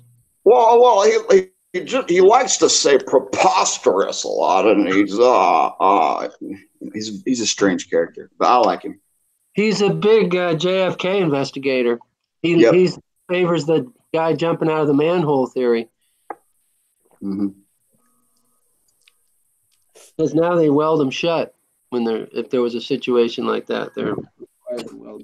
They were supposed to have it welded shut even back then, but it was an inside job, allegedly. He's being sued by by Leonard Posner. Who's that? Of Sandy Hook, one of the fathers from Sandy Hook. Oh, yeah. Didn't that lawsuit get established in like 2015 or something? So is this the 9/11 calling for a new investigation timeline here? I'm going to take you to court in 24 years. How about that manual or that report, the NIST report they had to write about September 11th, and it doesn't even include League 7. I think it's missing a bunch of shit. I forget what. It's missing, yeah. They call it the 9/11 omission report. Yeah, and it believes in the pancake theory and the Building 7 just falling down from fires in the generator area, as if that building had been bomb-proofed. The thing was probably pretty hard to blow up. Yeah, but if we don't know certain physics technologies exist where you have to work with what we know currently, and it doesn't make sense for most of us critical thinkers. People will just take an explanation, and that's good enough. It's like explanation, lock the door, close it, pull the shades, hide under the bed. That's it. They don't want to hear pancakes. Say, huh? Was there any maple syrup involved in that? I really like pancakes. For real. Well, by the way, guys, her name is Catherine Horton, and she has her own channel. Dr. Catherine Horton. And they're beaming her in her skull voice to skull. They're talking a doctor? Is she a real doctor? Did you look into this? Is this some lady playing a part? I mean, you got to only go by but she seems to be. It doesn't take genuine in her presentation. Yeah, but look, you could check to see if somebody's from what I've seen of her. Yes, she's legit. I can't listen to anybody's story unless I know, is this a real person? Is this some bullshit Disney performance? Was Dr. Bob a real PhD? Sorry, Jared. No, you're good. You can check her out and see what you think. But I mean, I think she's genuine when she talks. She believes that she's getting attacked by some form of mind control manipulation. I don't know exactly why. There's public information out there about this, what they're planning on doing, and they totally are on board with like, we're going forward before the health test risk assessment is done. Like they were going forward before getting any tests analysis. It's like, no, we're moving forward. These billionaires want to do this, and we're doing it. You people can scream and cry all you like, and there's all kinds of meetings and political people, doctors, they're screaming at the politicians, and the politicians smirk, and then the case, a meeting adjourned, and it's going on in all the towns, and 5G, blah blah. They're all trying to fight 5G, and the politicians are getting paid and smirk and walk away, and people are like, "Fuck you!" And it doesn't matter. Swear all you want, it's coming. People She's don't. got They're like, a. so they're gonna say "f you" to the politicians. Go home, cook dinner, go back to work. Like that's how it's gonna go. You're not gonna revolution. Ain't gonna happen. Fluoride is way too embedded for one. People don't even know how to get mad anymore. Hey, Jared, you ever heard of Solaris Blue Raven? Solaris Blue Raven. No, I'm not. Yep, she has a MK Ultra video from 2006 where she's I can throw the link in if you want it. But she's talking about a similar thing where they've got this machine that they put stuff in her head, but she's already a psychic, so she battles it a little bit. But she has a video where she tells the whole story. And it even involves Maui a little bit. She came to Maui. It's a 1 hour long video. Solaris, what again? What's the last name? Blue, like the color Raven. Well, all one word, Blue Raven. Yeah, but she goes by Mystique now. But in 2006, the video is listed as Solaris Blue Raven. I didn't know. Mystique, she changed her name, huh? What's she No, up to? it's an X-Men character. Raven is blue in the X-Men, and she turned her name to Maybe Mystique. that's where she got that name. Probably. There's a movie called Solaris, too. It's real trippy. It's like Russian or something. Yeah, which it's weird. Movie it's Solaris. Astro. It's very Astro. This person has a very vast imagination, creativity, skills, right brain, whatever the hell all that is. But that also makes me very suspicious of their imagination. Project Camelot came out. Search after I'd trust somebody like Frank Jones, the plumber, having this TI experience over Soleus Moon Fry Magical Pony Unicorns channel. Just shout regular out to the chat. Shout out to Soleil Moon Fry. Shout out to Blue Raven. Still alive. I don't know who's dead anymore. Mandela's killing everybody. Is she alive? Is Punky Brewster alive? Punky Brewster. I remember that show. She was a cute little girl on TV. That's her name. Freckles and ponytails. Yeah. She's tomboyish. Wear a vest. Yeah, she reminds me like my. I don't know, man. It's just like I was probably like that character's age at that time. So like there were girls that looked like that then, and she looked like a fun girl to go like play in the leaves with or something. Tomboy. You're a tomboy type for sure. Who plays in leaves? Like teach you how to spit good and stuff. Women can't spit. They need lessons. At least my wife can't spit. Women need lessons on how to fart, actually. Be better off playing in a bale of hay. That's amazing. In 2006, you still had to use like a high 8 digital videotape to record like a 1 hour video. You couldn't use a digital, like an SD card. It was very hard to find like a cell phone with video capability back then. You could get it. That's right. They mostly only took pictures. It's like 1 megapixel if you could get the video. 2 maybe. I think the iPhone had video because I remember when some filmmakers actually made a film using an iPhone when it came out. In 2006 or 7, I had a Sprint flip phone that I could watch YouTube on and shit. So I'd go to work and friggin' research like crazy because I had the internet right on the flip phone. It was like awesome back then. None of my friends had that. They're like, what? I always turned it off because they were going to charge me extra if I used it. It would always try to pop up on me, though.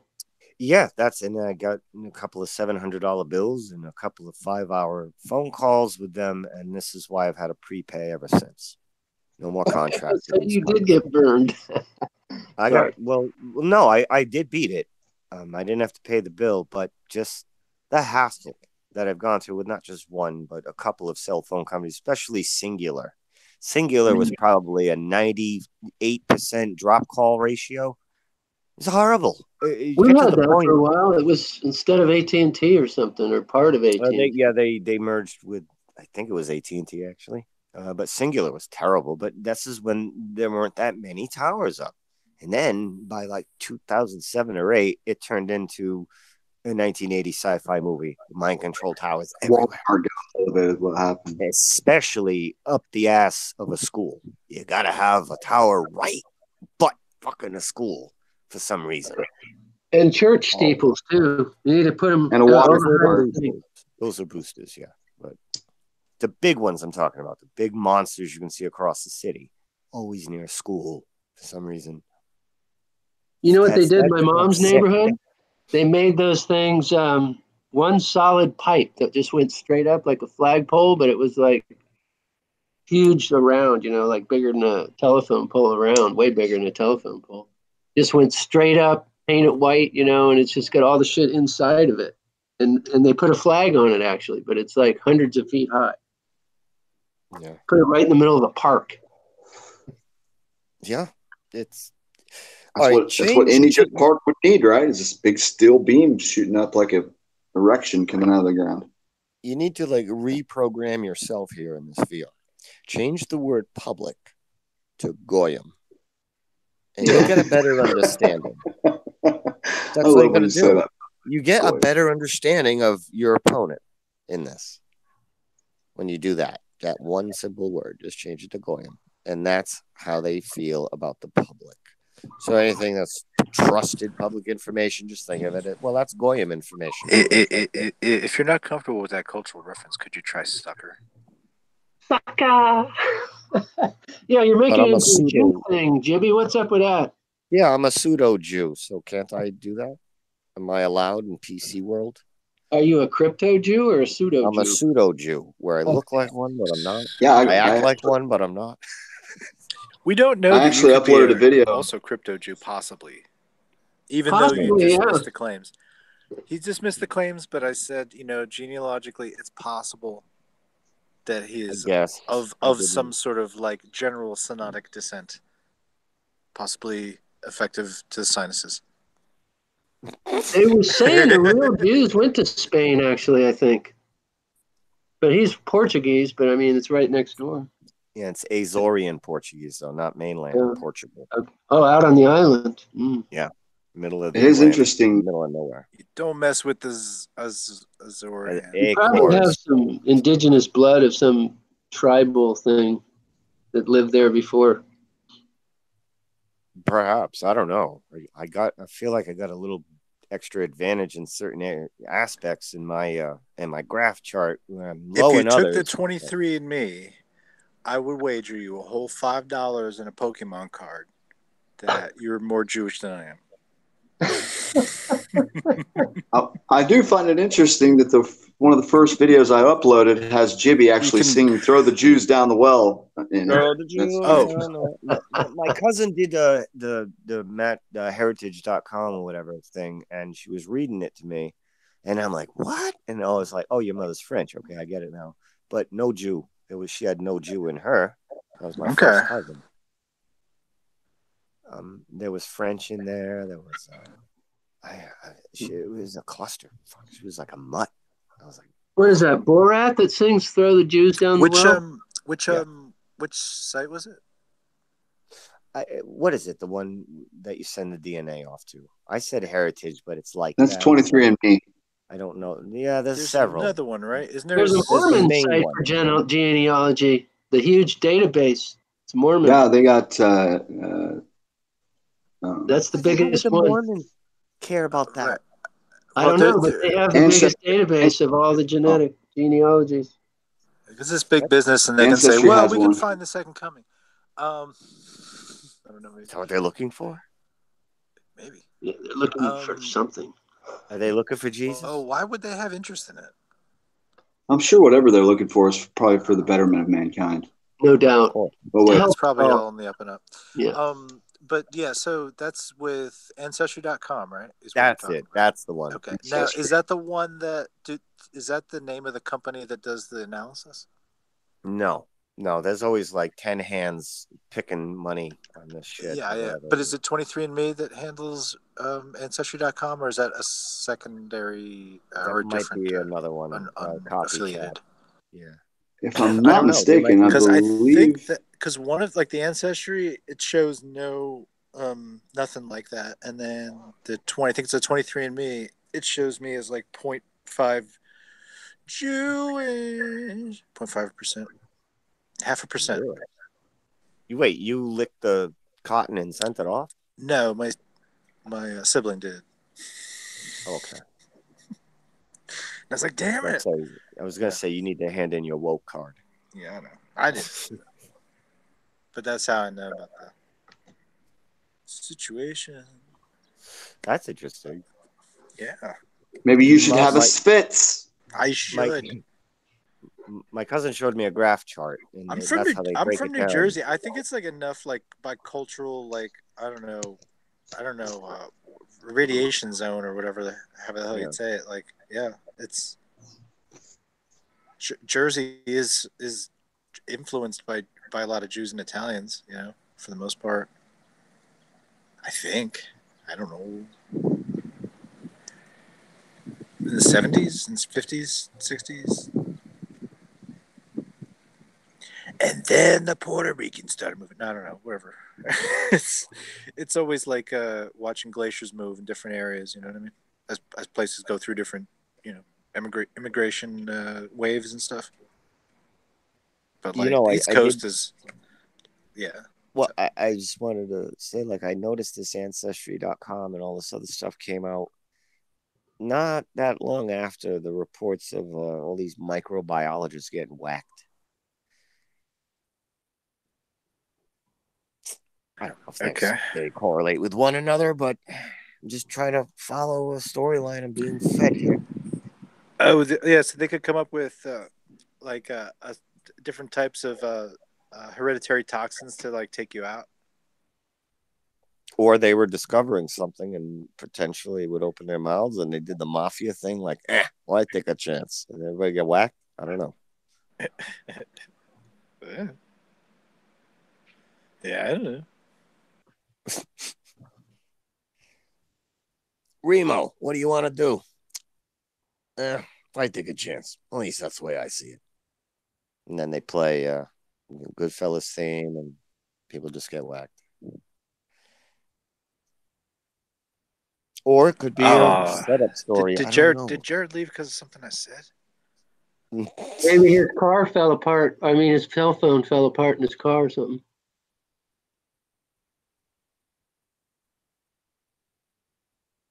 Why, you can't like pee every now and then? I imagine his number two is a long session. Man. Yeah. He probably doesn't want to sit on a hangout if he's banging a number two. I can imagine those are changing the color of the walls in his sessions. But what about just shaming him while he's not here?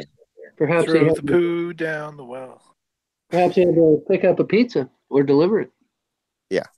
Yeah, I don't think he can be on the hangout if he's delivering pizza. He could. But... What do you mean? Hank Hill used to bring his phone right into the kitchen, as I recall, when he's picking up pizzas. He would sometimes have his camera on. Probably safer to do it that way with the camera on. And maybe I'm dreaming, but I seem to remember something like that late. Those pizza delivery guys have to stay up late, because it's the people up smoking weed, ordering pizzas at one in the morning that are not too many places are open at 1 a.m. and make pizza unless you're in a pretty major metropolis area. Wasn't he in the big I don't know. Maybe I'm daydreaming again. I don't think Kansas has any big metropolis areas with 1 o'clock in the morning pizza places. No, that's not Jared. I'm talking about Hank Hill. He used to be a pizza guy. Well, I'm sure. Yeah, that's right. He was. Why are you mentioning Hank? Is he out in the audience? No, he's just a pizza guy, or was. That's just how I've got him categorized in my memory. Right. Yeah, Jem Panda's a pizza guy too, actually. Oh, really? Well, Panda delivery service, yeah. So fast food? Yeah, I think he delivers pizza. He's like a delivery for restaurants. So like Uber Eats kind of thing? Yeah, kind of.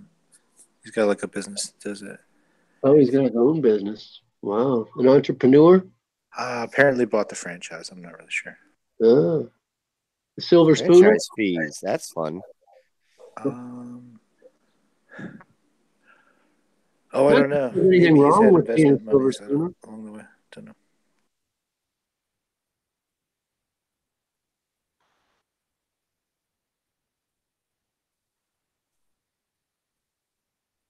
I never watched that show, Silver Spoons.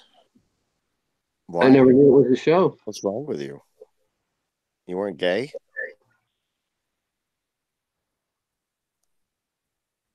I watched a couple of episodes of 90210 when my wife's daughter was a teenager. And then the one that came after that. Oh, I heard Dylan, what's his name? The actor who played Dylan McKay. Oh, right before you say this, I just want to say I walked into like a Rite Aid and there was an article about Dylan passing away on the front That's what I was cover. about to say. Like And he died. and right next to that was an article about George W. Bush passing away. And I was like, look at this. Look at this. Look at these two guys. I bet you they're having an awesome time in the Magic Island. Magic Island. Hey, when I turned on Chrome, it was telling me that Chuck Norris is going to jail for a really long time. What's all that about? They know who the threat is. He said goodbye to his fans or something. Why are they throwing? The man's a Christian. What the hell did he do? Is it true? I mean, why would Chrome be lying to me? You kidding? Maybe it was an April Fool's joke, throwing Chuck Norris in jail. Maybe he punched out way too many people with his chin. I'm going to look it up. He didn't register his chin as a weapon. He sang the theme song himself to Walker, Texas Ranger. That was horrible. That's how grassroots the guy is. 7 days in jail for assault, 2017. Oh, I can believe that. Surprised he doesn't. Let me check for past week. The guy's in his 70s. Who the hell is he assaulting in his 70s? That must have been kids running around, hats on and shit. Must have been an April Fool's joke. Or He's like 75, I think. Why would he say goodbye to his fans? 75, yeah, he could probably still go into Vietnam and rescue some POWs. Probably. He still knows Kung Fu or whatever, right? Karate. He could probably shoot a machine gun with his one hand still. I'm sure that's... Or was that an Arnold Schwarzenegger thing? No, he did it too. It was like a minigun, I think he had. And he was holding the clip, the bullet clip. Oh yeah, he had the Mac 10, right? I don't know their classifications. I'm not a gun guy. So uncivilized.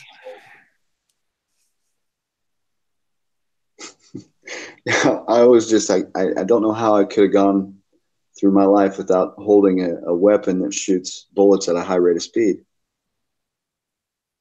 Clunky weapons. It's such a loud bang bangs. Natural. Oh yeah, forget the fact that I'll lose hearing in my left or whatever hand I'm shooting it for a few days. Yeah, I've never been a gun guy myself either.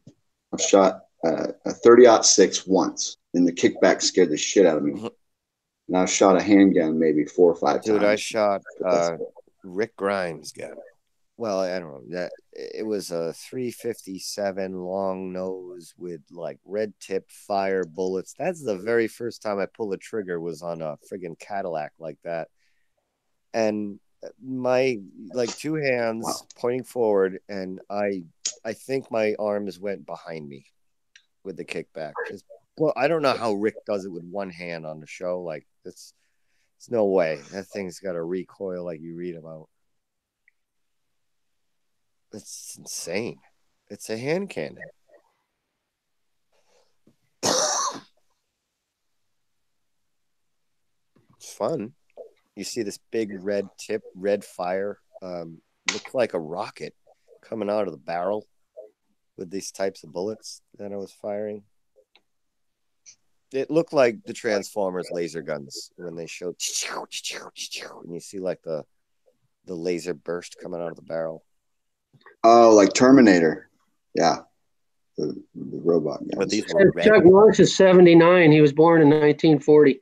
The last time I checked, his birthday was 2015, I think. So that's why I said 75. 79. Damn. That's good enough, Jimmy. I mean, shit. 70s would have been good for me.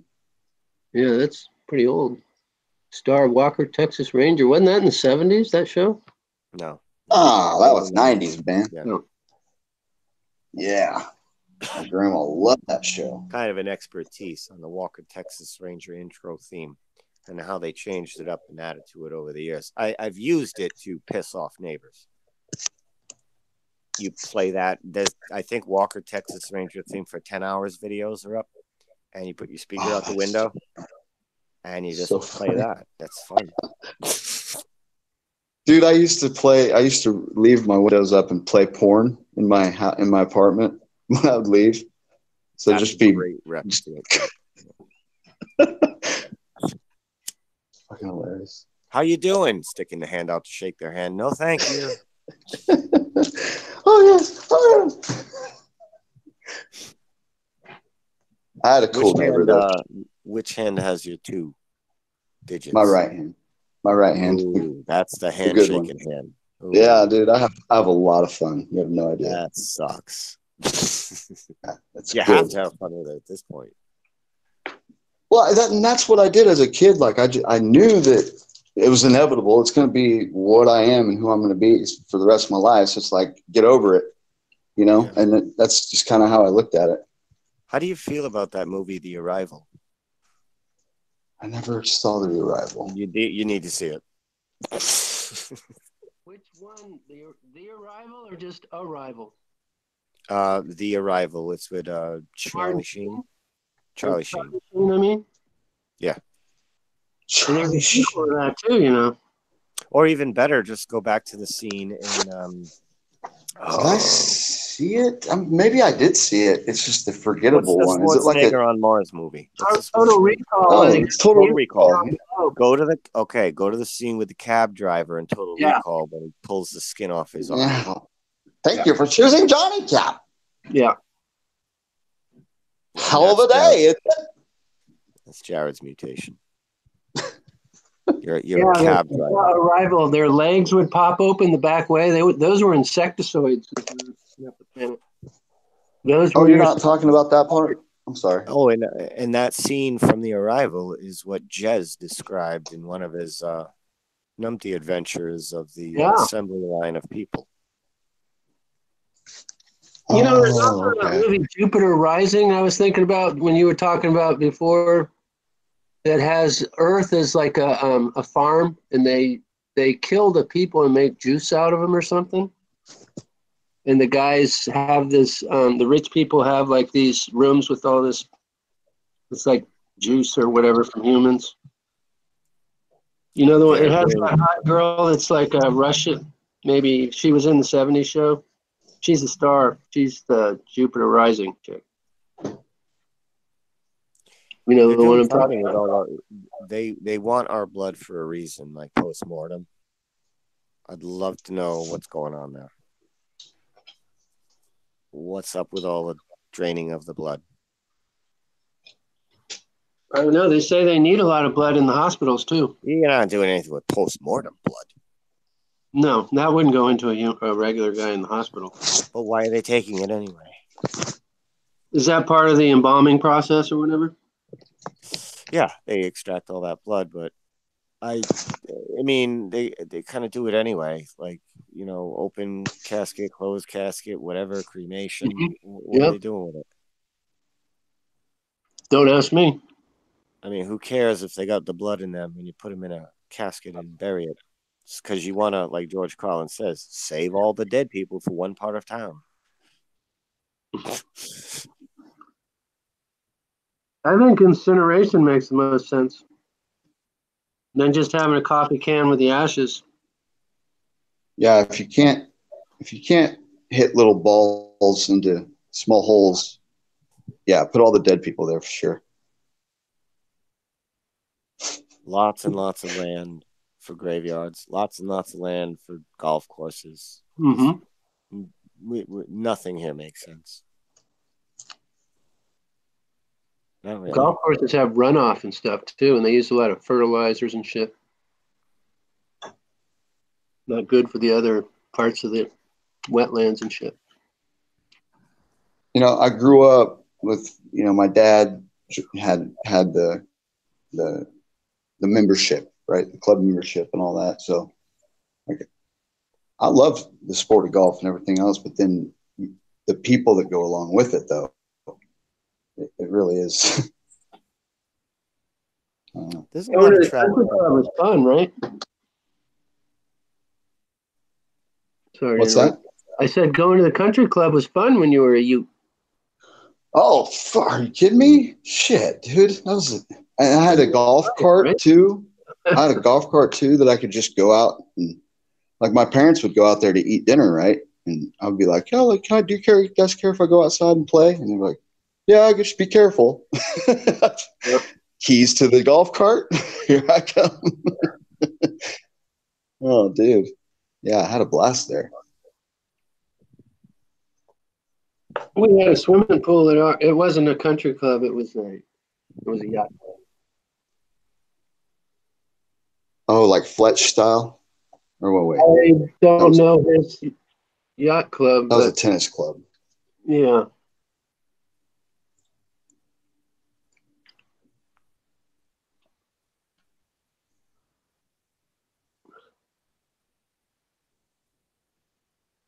That's how I got involved in sailing. How I got sailing. I took sailing lessons there and everything as a youth. Larry's talking. He wants his casket vertical. Larry, you better hope that they can close the casket, if you know what I mean. Yeah, golfing, like, because I'm left-handed. I have to be left-handed, right? You know, so like golfing to me was a huge challenge that I was not going to quit until I figured it out. It's actually quite interesting when I look at it. Right. Well, swinging a stick, you know, that hits a golf ball. It seems like such a simple thing, but it really is fucking hard. It's hard as shit. Without fingers, like I had to be easy to get it in the hole. Yeah, I had to be right-handed in golf because there's no such thing as a left-handed golf club or golf. Yeah, nobody makes golf clubs. Everybody not on the same side of the ball. All ass Kansas. Yeah, you had to go to the big city to get the left-handed clubs. So it's like, Jared, you're gonna hit the right-handed clubs or not get any at all. It's basically what it was. Why would there be a difference in which hand that you use on a club? Is it angled a certain way or something? It's strange. Around how my body works is weird. I don't know. Jared, God gave you the Walmart instructions of the sport you were supposed to do. Bowling. Hey, there's Hank Hill. I was just talking about him. Hey, what's up? See, bowling though. I couldn't. Is that really Hank Hill? Holy shit! What's up? Talking to people. What's up? Hey, what's up, man? Hank Hill's my first redneck friend outside of Dave Hinkle. Hi, Hank. That's funny though. I don't have a redneck. No, it's all right. I'm just joking, man. Yeah, no. Pizza Delivery Club, Hank. Something like that. Are you still in that line of work right now, or are you? Well, I deliver sandwiches and I do Uber. Hey. So. All right, fellow delivery guy. Nice. That's what our friend Josh does. Yeah, I like the job. Gives you time to think. Jibby thinks it's giving me too much time to think. Yeah, you need to do research though. You need Think about research, not think about the nothing in your head, though. And the Eddie Murphy movies. Hey, I research. I research all the time. On the panel. Yeah, what's wrong with that? It's the best time to research. Breaking the balls. So, did you have a topic going already, or may I bring up another? Go for it. Yeah, I was doing some research on Tartary, or you don't Tartarians. say. What is Tartary? Is that a sauce? It might be, but it's also an empire that's 4.5 million square miles on maps from the 15 to the 1800s. Wow, you got an origin date. Yeah, check it out. If you look at old maps, if you look between Siberia and India and Persia and Asia, or sorry, Persia and China, you'll see Tartary or Tartar on the map. Yeah, so all those numbers fit for me for the star forts, and inside of it, I guess the resurgence of the Hermetic tradition in Paris and stuff. So, neato, guys. Neat date. Good date. Nice. 1500 to 1800? Yeah, I mean, there might be some in there in the 1400s or... Is that kind of like contemporary with the Ottoman Turkic Empire also? Or no, am I wrong? No, I don't think so. I think it's a little more eastern than that. The Ottoman Turk Empire would be to the west. Well, yeah. But yeah, I was but I curious. just mean like time. No, timeline. He's asking about the timeline. Oh, yeah. See, the timeline's kind of confusing because I don't know what's real and what's not, because they lie to us about so much. Right. So I'm very confused on history right now. Yeah. I like you already. Yeah, Hank's old school.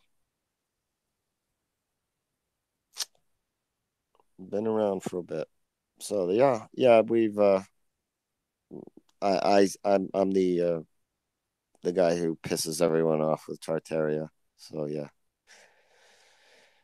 I'm familiar. I just don't have dates nailed down. It's tough to do. Soft dates is the best I can come up with. No hard dates.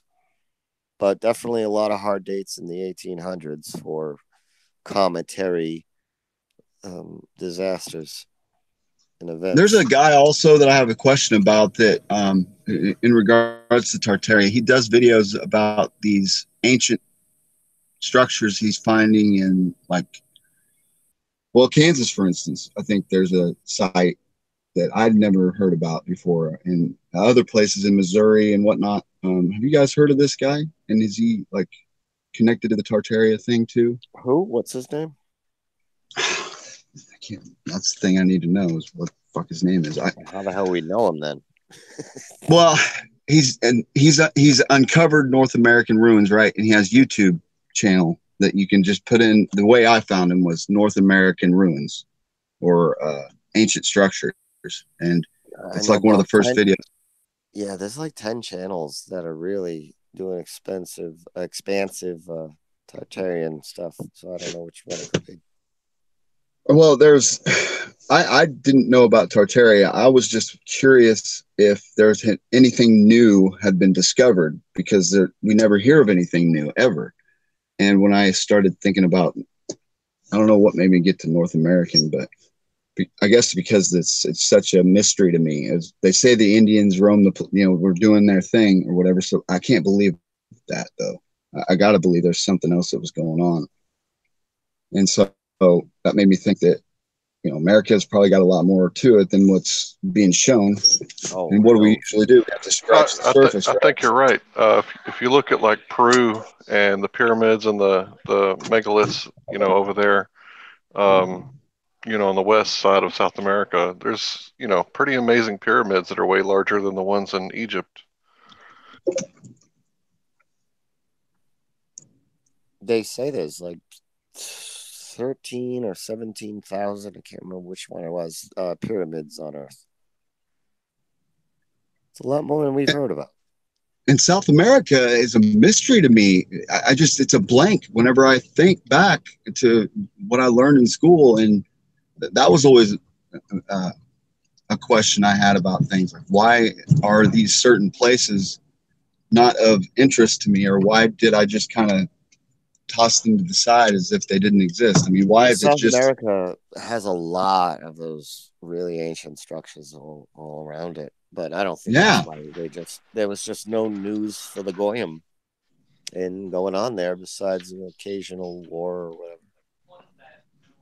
And then when you start to look at South America and how there's whole groups of people that decided to live in these high up elevations, are just ridiculous. We can't grow anything. It's basically abandoned desert, and yet there's thriving metropolises of people. I mean, who finds a spot like that and goes, hey, this is a great place to raise kids. Yeah, let's settle here. Me, you'll see them coming from miles away. Here come the assholes. Great vantage point living up that high. Thinner air, but yeah, I don't know how they would grow anything. Maybe they got some kind of in-ground thing going on. Well, they apparently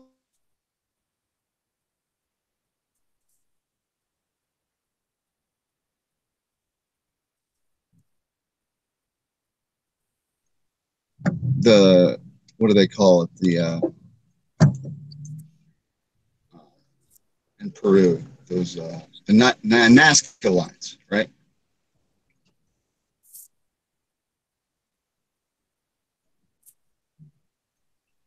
I never heard about the Nazca lines until I started, being curious about what's going on. It brought me to that simple knowledge. You never shove them down your throat on TV, though.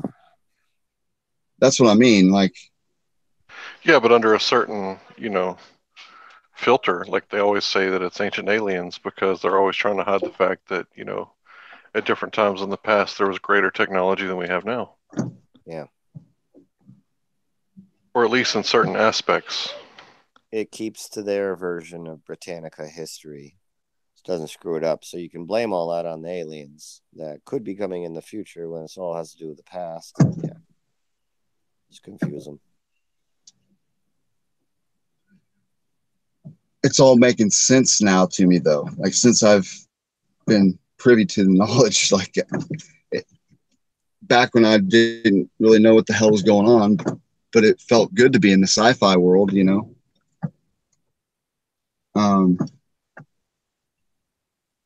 like I still don't understand how they had me thinking that there were actually Marines on Mars fighting aliens, and I took that to be reality. Because you got whistleblowers that'll go on Project Camelot. Yeah, I got sucked into all that. The Randy Kramer, all that. I got sucked in like it was. Yeah, I did too. I listened to them all. I just want to know the entirety so I can have a better knowledge base to make a conclusion. So I'll listen to everybody. I've even listened to Blossom friggin' Goodchild or whatever, and the Galactic Federation of Light and all that shit. And I've heard it all. It's like Mark Sargent. I've literally hit the end of everything. I was doing VR for like 2 years. Just everything's out there. Seen it all. There's a lot of storytelling, imaginations, pseudo popularity contests, ego, turning the truth into business, which now compromises your true intent. I've seen it all. And it sucks. And I don't want to go into business, especially with liars like you two. It'd be nice to get like a $30 check or whatever every month for 10 minutes of effort, but it's not really worth it.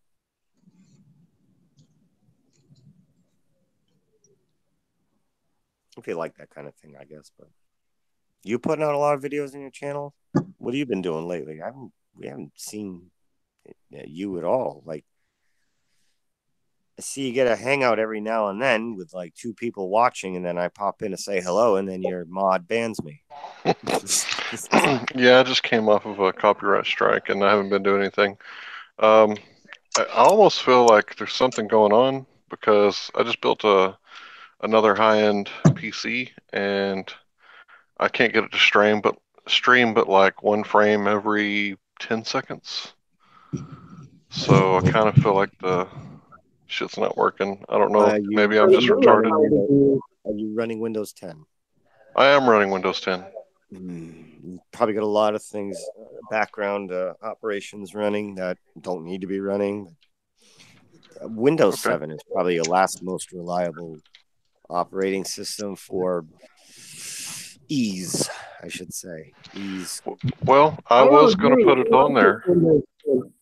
I'm using it right now. I just bought a off-the-shelf Costco tryout.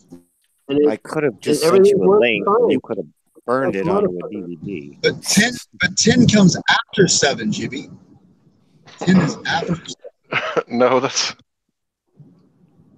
not why I did it. I was just going to stick with 7, but the guy said that I could try it out, and if I didn't like it, so I never actually bought Windows 10. I still have in the bottom right-hand corner of my game right now, Activate Windows, so I still own 7. Yeah. I just didn't think that it was Windows that was causing the problem. What do you think the problem is? You built your own PC. You must know something about PCs. Yeah, the bottleneck is not on the video card, the memory, the motherboard, or the processor, so, or the internet, or the router. So, who knows? Maybe it's the operating system. Windows Borg. Did you use OBS or anything? Yeah, I did use OBS. And did that lock up or overheat the computer or whatever? No, you can't. No, you can't really overheat this one, I don't think. But you say it only produced 1 frame a second? Well, it's more like 1 frame every 10 or 15 seconds. That's way not right. Did you, do all the tools on the OBS? I'm sure you got your drivers all up to date. Yeah, the drivers are good. OBS? I think I'll just install Windows 7 on a separate hard drive and see what happens. Or partition that one with Windows 7, so that way when you sign on, you can sign on to either one. Whatever one you choose, it'll give you the option. Right. You can do dual boot? That's cool. Yep. Yeah, you can have partition and then have another Windows What's copy. The key you hold down to get your other hard drive to see it when you're starting up? Yeah, it'll be at the boot up screen, I guess. It'll be like an F5 key or something like that. Which version of Windows do you want to log on to, or whatever it be? Like you'll have the choice of Windows 7. Because mine just starts on its own. There's nothing to do. There's no choice. I'm sure I have to hold down a key. But do you have both already installed? Because with both already installed on it with the partition, you don't need to hold down the F7 key or any of that. Oh, really? It'll give you that option because now there's 2 operating systems on there, and I'm going to ask you which one you want. I see. I've been doing that since Windows 95. I'd have like Windows 95 and Windows 98 on the same hard drive, and then just go back and forth between. Yeah, I do it on a Mac. The stuff I liked, one didn't have the stuff I liked. Did it with Windows 2000 and all that XP. So I got a question about, because I'm an idiot with computers. It keeps saying on the laptop that I have, and it's an HP. It's a generic, like really. Nothing special about it. I got it at Walmart for Christ's sakes. But it keeps telling me I need to install Windows 10. And when I try to install it, it's telling me I don't have enough memory to install it. It's not, you don't have the minimum requirements then. And I would stay away from it, Joe. Yeah, that sounds lame. You can't, Windows 10 takes too much memory. That just sounds like a bad code writing to me. So I get a computer, right? And then the computer turns on and tells me I need to get something, Windows 10. So I try to get it, and then I have to erase stuff that I haven't even put on the computer yet. I barely put pictures on it, for Christ's sakes. There's not like videos and shit I have on there. No, this isn't hard drive space. Hard drive space is like your memory. It's where you store your information, and then there's the RAM, random access memory. Your RAM, that's what it's saying. That's what they call your memory. not your hard Okay. drive space. Like your hard drive space is probably fine. The memory, you got to have a certain gigabyte of RAM to have minimum requirements for it. Yeah, maybe you can put more RAM in it, but you should probably just get a better computer. Right. So it's a question of I can get the upgrade on my RAM memory. Possibly. Sometimes you can't. Sometimes you can't. Most likely. It depends though. You can't outdo your motherboard. You Right. can't put more RAM than your motherboard can handle. Like you have to find out your computer will have specifics to it, which you can just call any computer place for free and just ask a simple question like, what's the maximum amount of RAM I can upgrade this version Hewlett Packard to? And they'll let you know. And okay, how much do you sell RAM? You can get the cheapest RAM on Amazon pretty much. But first of all, why do you want to put Windows 10 on there? Because that's what I was going to say. That was going to be my next question. So I don't need to have Windows 10 on it. Then is what you're saying is I can get Windows 7 and it'll work just as good. Well, why'd you buy a computer with no operating system? That doesn't make any sense. I don't think or the operating system that it came with is crap. What does it run now? The one you have right now, if you bought your computer within the past 5 years, should be like Windows 7. Yeah, that should be fine. That's what I'm saying. 10 years, but yeah. You can system information. Go to your start menu and you look up system information, and it'll tell you. Yeah, that's what it's telling me. It's telling me that I have, or that it's Windows 7, 8, 9, or I don't know. There's computer service packs. Does Windows 7 have service packs like XP did? Yeah, not like XP. But I mean, there was different versions of XP. Like XP Service Pack 2 is where everybody should have stopped. Once you get to Service Pack 3, all hell broke loose on the Trojans. Oh, they actually had a number 3? I didn't know that. Service Pack 3 was the worst. I had so many problems with Service Pack 3. I kept it Service Pack 2 and then just shut off Windows Update. That's what I always do with my computers is shut off Windows Update. How do you shut it off, I wonder? You go into your... I'll go to right-click on something, I bet. You go to accessories and, it's a control panel. You go to your control panel and you can do it in there, and you shut off Windows Update. You get your critical updates and shit like that, little holes they forgot to fill. And then I just shut it down. No more updates, because that shit will... Who knows what the hell's coming in and going at 3 o'clock in the morning on your computer. Shut it down. Don't leave it online all night. Just little precautionary things. I killed mine at the gentleman power box. Sorry to jump in so late, but just wanted to say hi to Hank. Hank, how's it going, bro? Been a long time since I chatted with you, man. Welcome. Good. Who is that? It's Uber.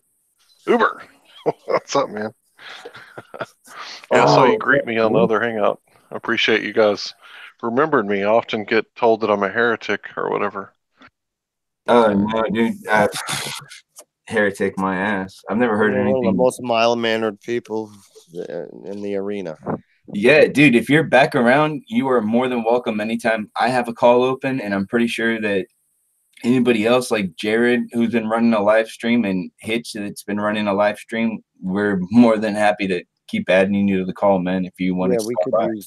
We could use more researchers. We don't have a lot of researchers anymore. I appreciate that. Yeah, we really, really need people that do research deeper than YouTube videos. Yeah. That'd be nice. Yeah. It's like TV show fanboys wanting to talk about that latest episode that they like. And that's as far as they go. Sean. Wow, I should really take this calendar down. I just have to look at what year it was on the calendar I have up. What's it say? Still 2015 to me. Sorry. It's still on June 2017. Yeah, time stood still. But it's got really cool pictures on it. I didn't even get a calendar in here. Like, I gotta print one out. Why, you don't have enough devices all around you to tell you what date it is? I know. I just use my phone now when I want to find out. It's excellent. You just go to the thing called calendar. It's right there in the corner. I haven't worn a watch in 15 years. Don't need one. 30 for me. Can you guys see that? It's a carpet. Hebrew calendar. That is a good calendar.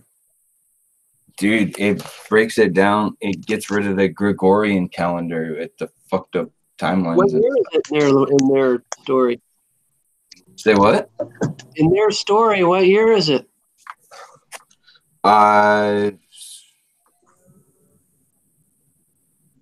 7,778 maybe in the Hebrew calendar.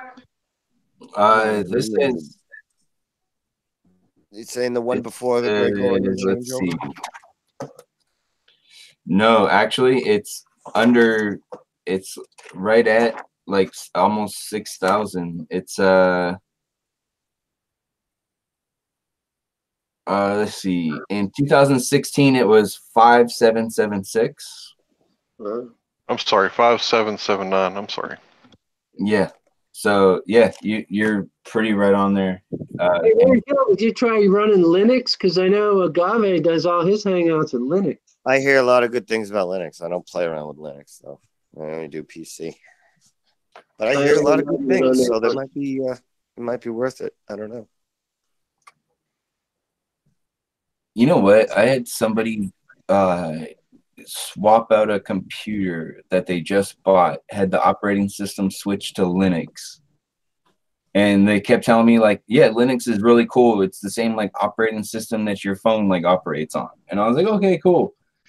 And then trying to use it, it just seemed like everything was just bass backwards. I don't know if it was just me being ignorant to running the software. So you said something about researching. This is one of the things that I use a lot. Chronicling America. I posted a link.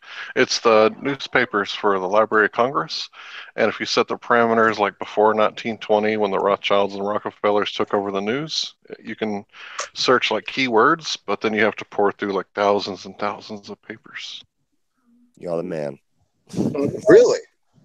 You know what? If you can pick out what's it called? Some other keywords. I posted the link. Yeah, just keyword search is what it is. Cool. Yeah. Welcome. Thanks, man. 1789 to 1963. You know what, Hank? That's how I remember when I'm looking up like old articles that I read. I'll try to remember like the most obscure word in the article that I can remember, and then make sure that's with the keyword. That's just rubbing off on me. Like it's making me like words like dynamical, for instance. Dynamical. It's the dynamical duo. That's demonics, right? No, dude. Any research that I do is all because of Josh. Basically, we're doing some dematology right now, Jibby. I type in Democ to the Library of to this Chronicle America. Let's see what I get. Democ.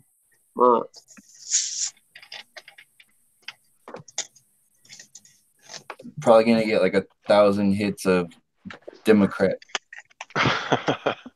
So I used to use this. I discovered it when I was searching for red-headed giants in America, and it's amazing. You can find white mummies all the way from China, Egypt, to the Americas, and I didn't know why people were getting around like that. Yeah. Were you researching redheaded stepchildren also? No, I forgot that part. Okay. You know that guy Graham Hancock wrote that book about the Neanderthals being redheaded and taking mushrooms and hooking up with this chick that was taking DMT. Is that what he's spouting now? Is that really what he's teaching now?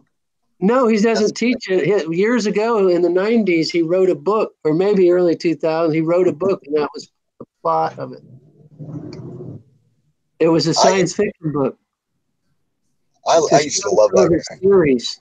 He had theories that the Neanderthals were red-haired. But I was a Graham Hancock fan. And you never heard of this book, Entangled? I've not. So because he does, or he had done some DMT, alleged, he said. It was during the big DMT popularity on the internet, before the flat earth popularity. Is that why Joe Rogan has him on the air a lot? Is because of that? Yeah, they were all into DMT and that. Okay. There's another guy that redid the John Allegro books about the magic mushrooms. That's also friends with those guys, Joe Rogan. Doug Stanhope has a cool story about DMT. Who? Oh, I love Doug Stanhope. Doug Stanhope. He was a co-host with Joe Rogan for the Man Show back in the 90s or early 2000s, whatever. He's got kind of that attitude too. He's Yorkie. like a roughneck New Yorker kind of. He's like the comedian's comedian, Doug Stanhope. Yep. He's not for general audiences, but he'll talk about like he just got whooshed out of his body and now he's floating above the earth and he sees this huge black hole in the center of the universe where all these geometric symbols are just flying in and out of it. And it's just a crazy story. I did a small dose of DMT once. Holy shit. You don't come off as that type. How was it? How was it? Well, it was on a green leafy substance, and I was told that it came off the Silk Road, off of Linux, and it was mailed, and it was supposedly DMT, like extracted onto a lotus leaf. Anyway, I took 4 really big hits without taking a breath in between, and it was enough to, like, that's it, and like a little one hitter, but it was like a little bit bigger. Anyway, so like immediately, like the grass was like 4 feet tall, and it was freshly cut, right? So immediately the grass was really tall, and I looked up at this tree, and I could see like all the layers of the tree, like vertical layers, as if I could like pull them back and see them all at the same time. And then my friend was doing DMT across town at the same time, and he said that he could see every word in the book at the same time. So our stories like were the same, but his tree was dead and mine was alive. But and my wife, she was babysitting me. She asked me why I was watching Prometheus, but she said it like this: "Why were you watching that facehugger movie? The aliens where they jump on your face and then impregnate your throat." So I started having a bad trip, and the tree started mean mugging me. And when I gained the ability to walk, I walked away from the tree and went and looked at the stars. And when I looked at the stars, I experienced oneness with the universe. And I think this is the thing that kind of led me to open up my mind for different topics, because I used to not believe in such things. I used to not believe in, what do they call it, where the stars affect our mood and the planets? Astrology. Yeah. I used to not believe in that sort of thing. I didn't think it was possible. But if the moon's not 238,000 miles away, then maybe it could affect us. But yeah, definitely it was a mind-opening experience. Did you get any answers? Nope, just oneness with the universe. Yep. And don't trip around my wife who asks stupid questions while you're tripping. Women, they just can't get anything right. She was like, "Why were you watching that facehugger movie?" And then all of a sudden the tree just went dark. Started making faces. What the hell of a thing to bring up during a trip. Yeah, because I'd cleared my mind from that movie. I was completely clear and open. And everything just went dark. So I had to walk away from the tree. And all I could remember is the layers of the tree before that. Because it was like, if you could take glass slides and peel back like 50 layers of the tree, like I could see all of that all at once. Until she said like it was transparent at will? Yeah, like I could make the tree transparent and see the whole thing. Sounds like out of body.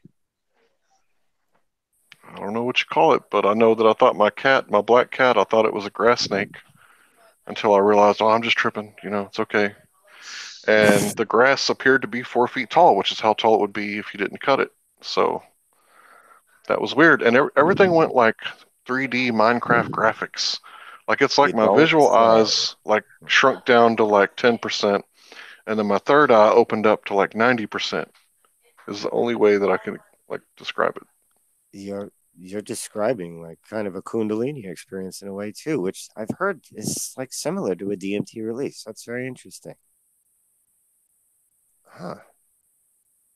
And yeah, you feel like a serenity, a peacefulness. Like the term I just said, like, did you get any answers? The thought doesn't even occur to you, like in that state that you're looking for answers and you got questions and problems and psh, nope, it's a different way of perceiving.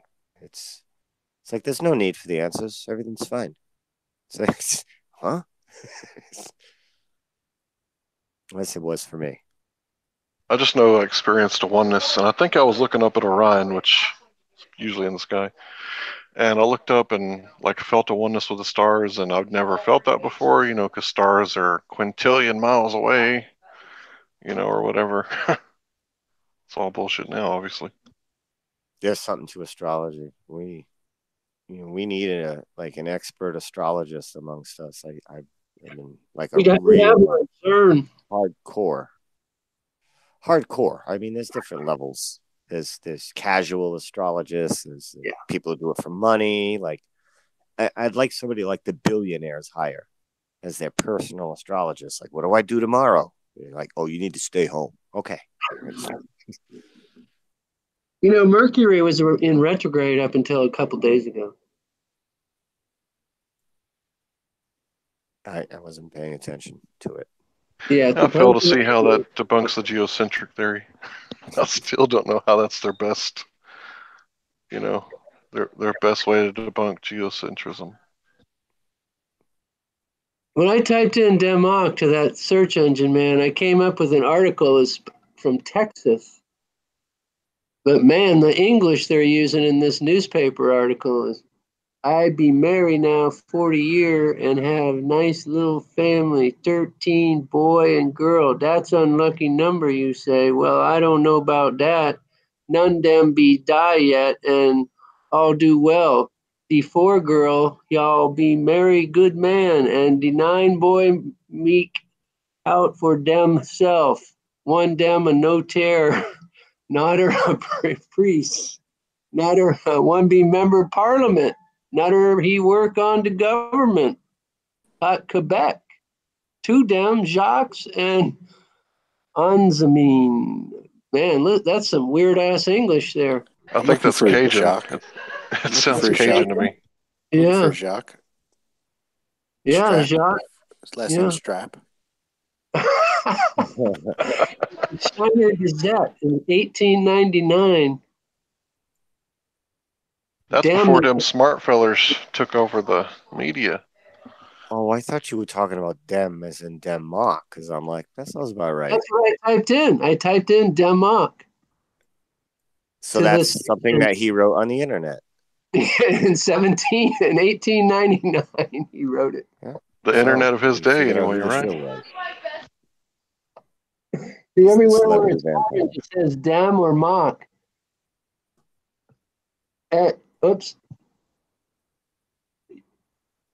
He's ear about that Davis farm, and he feel curious for know what for they do that. He invite them for stay and text supper. You sound like Edouard Delacroix. At B's place for try and fish out. At first they not be tell mock. Oh boy. Feels like them's on the hangout.